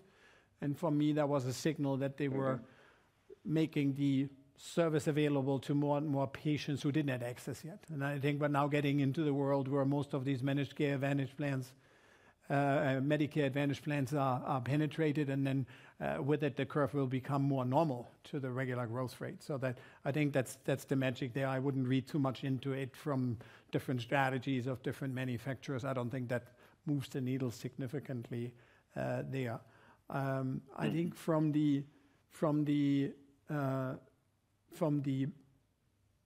mix, from the size perspective, I think at the end, I think we go currently by what we see out of the ITE market, because we have yet not launched Infinio and Infinio Sphere in Europe. But in general, we know that the ITE penetration in the US as a % of the total is higher, and there's far more people who are willing to take an ITE, even if they have a high hearing loss, which then ultimately leads to it being very visible on the ear with a faceplate. While in Europe, we see people pushing very hard for smaller devices, and the ones who are severe to profound at the end choose to not take an ITE. So this is really a secondary effect. We need to see what that all means, but it would lead to the thesis that you probably, if there is a pushback, we don't know in Europe on size, or in general, it would be probably more pronounced in Europe versus the US. Yeah. I think the other one on the pricing differential, we don't give an exact number, but certainly not the second number you were putting out, probably more in the direction of the first number direction. Keep in mind, this comes on top of the Infinio Premium. Thank you. Could I just ask one follow-up just on the Infinio? I wasn't really clear in terms of the sort of technological differences between that and the Lumity. What are the key kind of USP benefits of that over Lumity? So from a chip technology that may have gotten a little lost, it has a complete new chip on the connectivity side, which in the combination for the DSP gives a lot of benefits with regard to the more safe connectivity, the larger reach for faster switch over from one to the other mode. I think we've made significant progress on first-time fit by optimizing the algorithms further. And so I think I would put it into, this is similar to an upgrade on capability for the consumer we would have done from Marvel to Paradise as an example. But there is a new chip technology in there which I think is the right next step with regard to anything we want to go do from a connectivity. We also shared it is Auracast ready for the ones who worry about that. You know, we don't worry short term, longer term. I think it's good to have the technology on board. That's great. Thank you. I suggest we take another question from the line then. The next question comes from Veronika Dubajova from Citi. Please go ahead. Excellent. Good afternoon, guys, and thank you for taking my questions. Hope you can hear me okay. I have 3 as well, please. The first one is just trying to think a little bit through the positioning of Sphere, Arndt. And is this, you think, a RIC or a BT type of a product, and is it more aimed at the serious kind of moderate to severe user, or is it more aimed at your mild to moderate? Just trying to understand as you kind of think about it. And I think this was alluded in the morning session as you think about kind of what consumer or customer is ideally suited to this product. Where do you think that benefit lies, and how broad or narrow is that customer group? So that would be my first question. My second question is just maybe a little bit of color on the approach to the launch and some of the follow-on launch activities that you've had. This is obviously the biggest launch I've seen Sonova do in my 15 years of covering the company. Frankly, it seems like the biggest launch I've seen anyone in the industry do.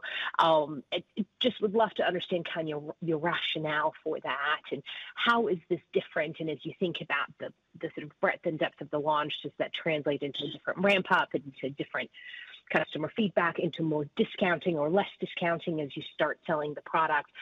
If you could just talk through that. And I guess very unusual related to that for you to be running out of product already. I think there was a video earlier this week saying there are some shortages of the Sphere.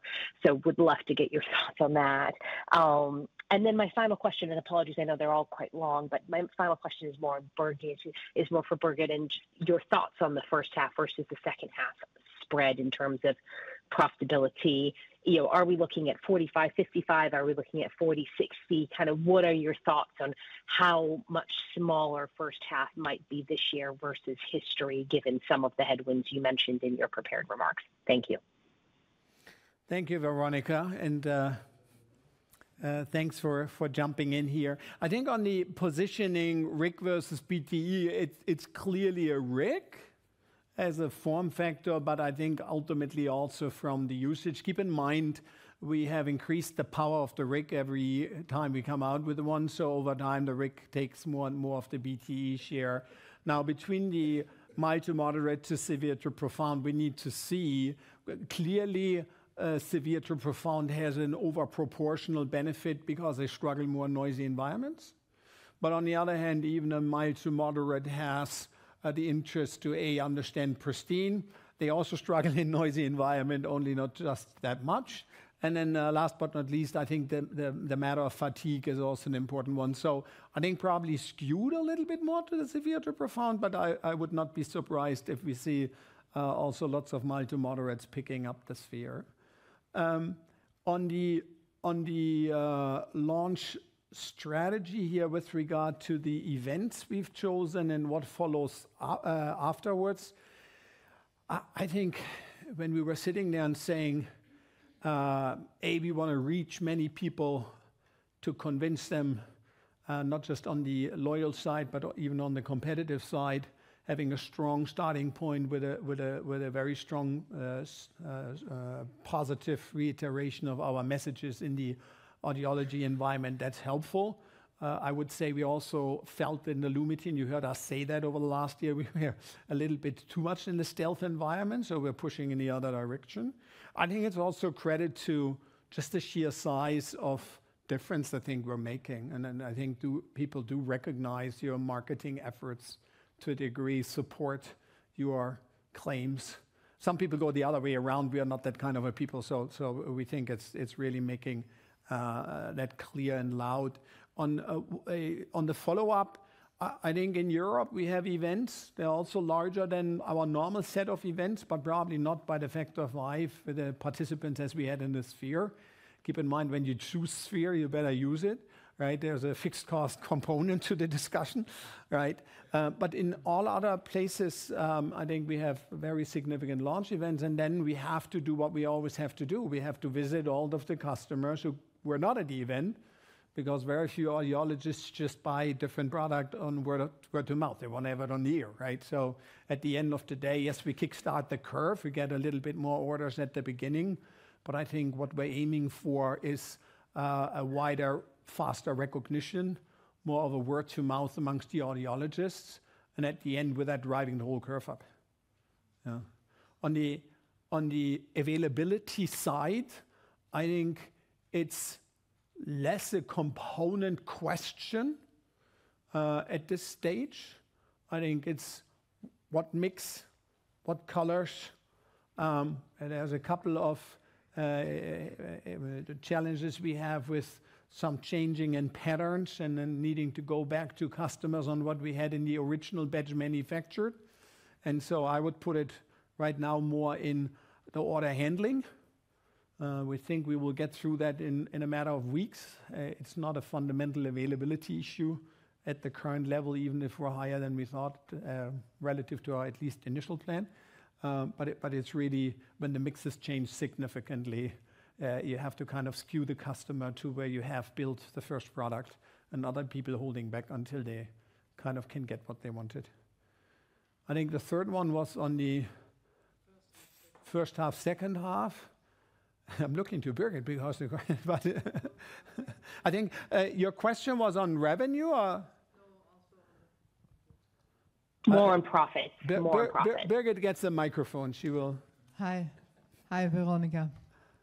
So as we already mentioned earlier, so the first half has a different profile versus the second half. So we said that already at our year-end results. And then, so this first half, what we see is, of course, much higher launch costs, marketing expenses, etc., but also late cycle ASP. And now with the initial success of the new launches, I mean, there is even more kind of waiting. So and also more pressure on that front.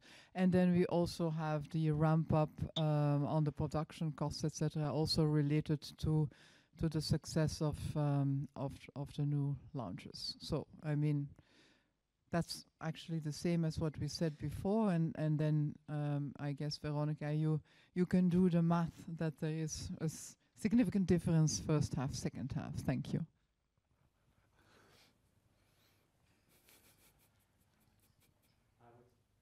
I would suggest we take one more question from the call and then go back to the room.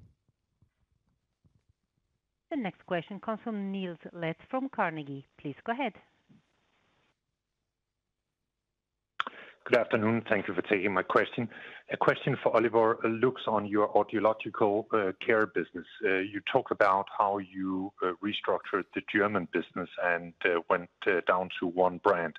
How about the big US market where you are running many different brands? And then just a follow-up to Arndt on the Infineon Sphere. I didn't really understand or get your answer as to if the Sphere version is available in managed care. Thank you.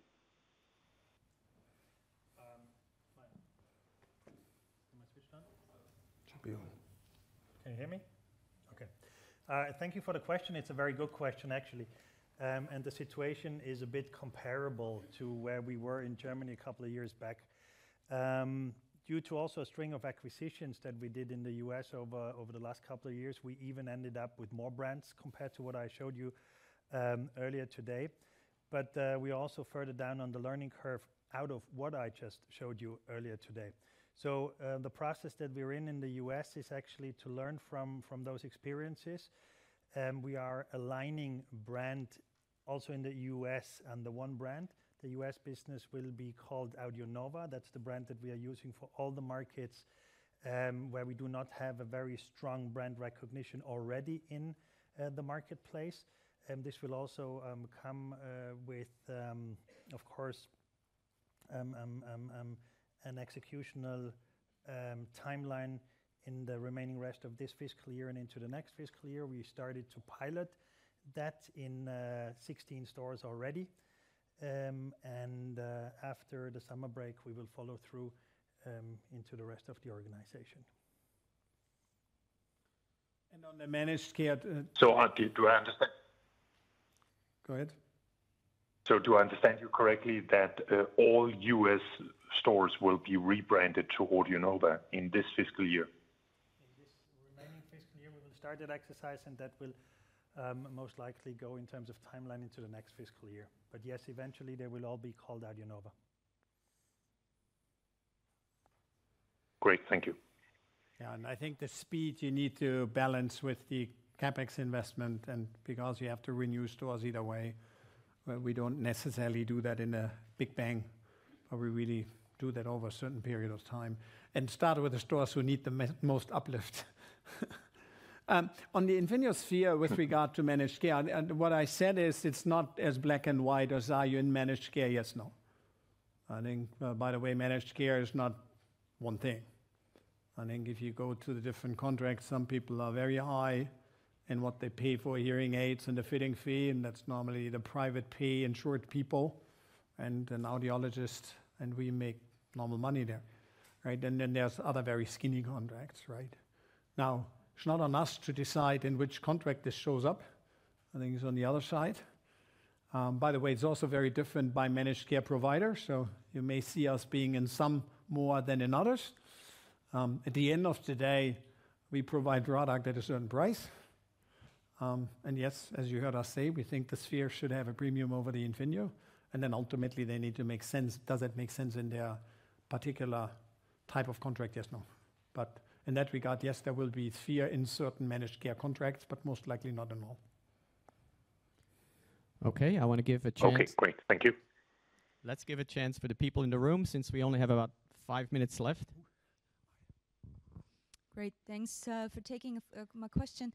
One, Arndt, you've been talking about the AC business. You've highlighted what you're doing, improvements, but you've also highlighted the issue that you're having with the staff shortages and something that is unlikely to improve significantly. So I was trying to understand, how do we square your investments into AC acquisitions with the fact that it's not going to get easier to get people to work for you? So are you working on more remote fitting solutions? Is that what ultimately the plan is going to be when there is a more pronounced shortage in staff? Or how are you thinking about that? Thank you. So I don't think remote's the answer, because the remote pickup rate based on the consumer interest still below 5%. So hasn't changed a lot.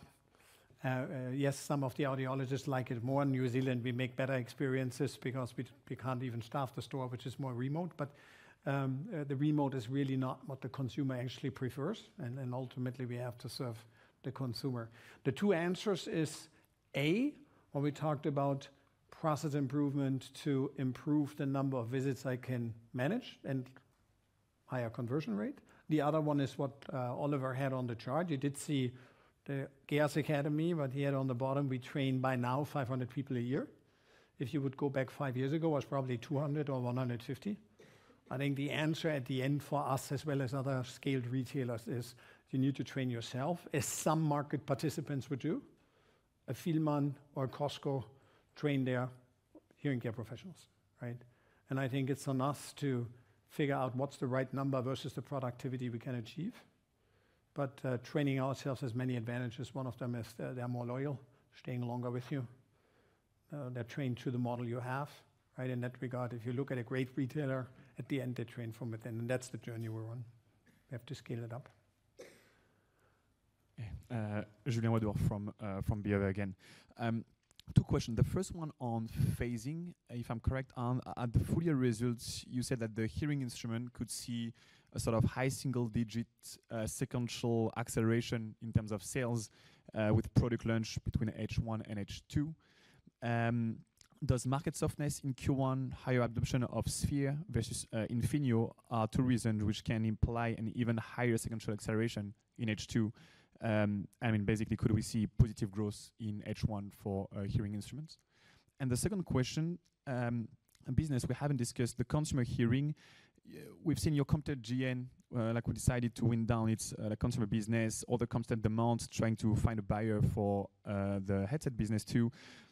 Could it be a potential scenario for Sonova and its consumer hearing business as well? And especially as this business was acquired for OTC, if I'm correct, and we don't really see, a big traction so far. Between the first and the second half, I think the jury is out with regard to what is the growth in the second half year. We feel good about the sum of the parts towards the guidance. I think, yes, what I said, high single digit is in the realm of possibilities between the difference in growth rates. Could be a little bit above, it could be a little bit below, depending on what the demand on the sphere is. But keep in mind, always relative to, we feel good about the guidance for the full year. Yeah, so this is no change, despite the somewhat more headwinds in the market in Q1. With regard to the consumer hearing business, we like the business in two ways. We still believe early entry devices, short or long term, are relevant. I do believe that consumers over time change behavior, and we do see people who like to self-fit just because that's the right model for them. I think we're all struggling with how do you make that work in today's world with the lead generation cost and return rates? Yeah, but we're still using our products and testing how we can optimize that. We have certain synergies other people don't have. This is not regard to our hearing care competitors, but at least from a product development, it's pretty much the same product. Yeah. The other one, I think on the Sennheiser side, I think we see the potential we did see 2 years ago to drive growth and to drive profitability there to make the asset ultimately more valuable and better performing. Sonova X plays a role. It's unfortunate that the market in the last 1 or 2 years was not a friend of ours on the consumer electronics side, but I think that's relative to market, we're doing fine from a market share gain perspective. For me, that's an important metric, because if that wouldn't be in place, then I would start to worry if you have the right asset. But no change on strategy at this point of time. We have one more question from the phone, and then unfortunately we will have to stop. So, operator, can you give us the last question, please? Shubhangi Gupta from HSBC. Please go ahead. Hi, thanks for taking my question. So I just have a question on the timeline for the new product launches. So I think initially the launch for Infinio and Sphere was to be towards the end of August in Europe and APAC market. So with more demand you're seeing in US for these products, so how does the inventory levels look like, and what is the launch timeline in UK and other markets? So the launch times for the Infinio Sphere have not significantly changed. So Europe in the September, the markets are slightly different. I think right now we're putting the 70 and the 90 on the Infinio and Sphere out. But in that regard, no change on timing, and we should see the product starting to be available. And that's how also the launch events are lined up in the September timeframe in Europe, which includes the UK. So with this, we conclude the Q&A session. Arndt, do you want to have any closing words? Thank you for coming. I could sense some excitement on the excitement we have. So I hope we did a good job also explaining why we're excited, not just in regard to the words and the videos, but in the facts and the data we were able to share. Hopefully you had a chance to listen in. I think, as you know, in our industry, many things are important, but innovation is very important. So in that regard, I think we feel we're at a good place. You heard us talk about the H1, H2. But at the end of the day, I think we're building an organization with 4 different businesses. Sonova X helps on the way, and the breakthrough innovation in our most important business will be a good guy for the next couple of years. Thank you for your attention. There's more we do on the out now with regard to factory tour and more product demos. Otherwise, travel home safely. Thanks for coming.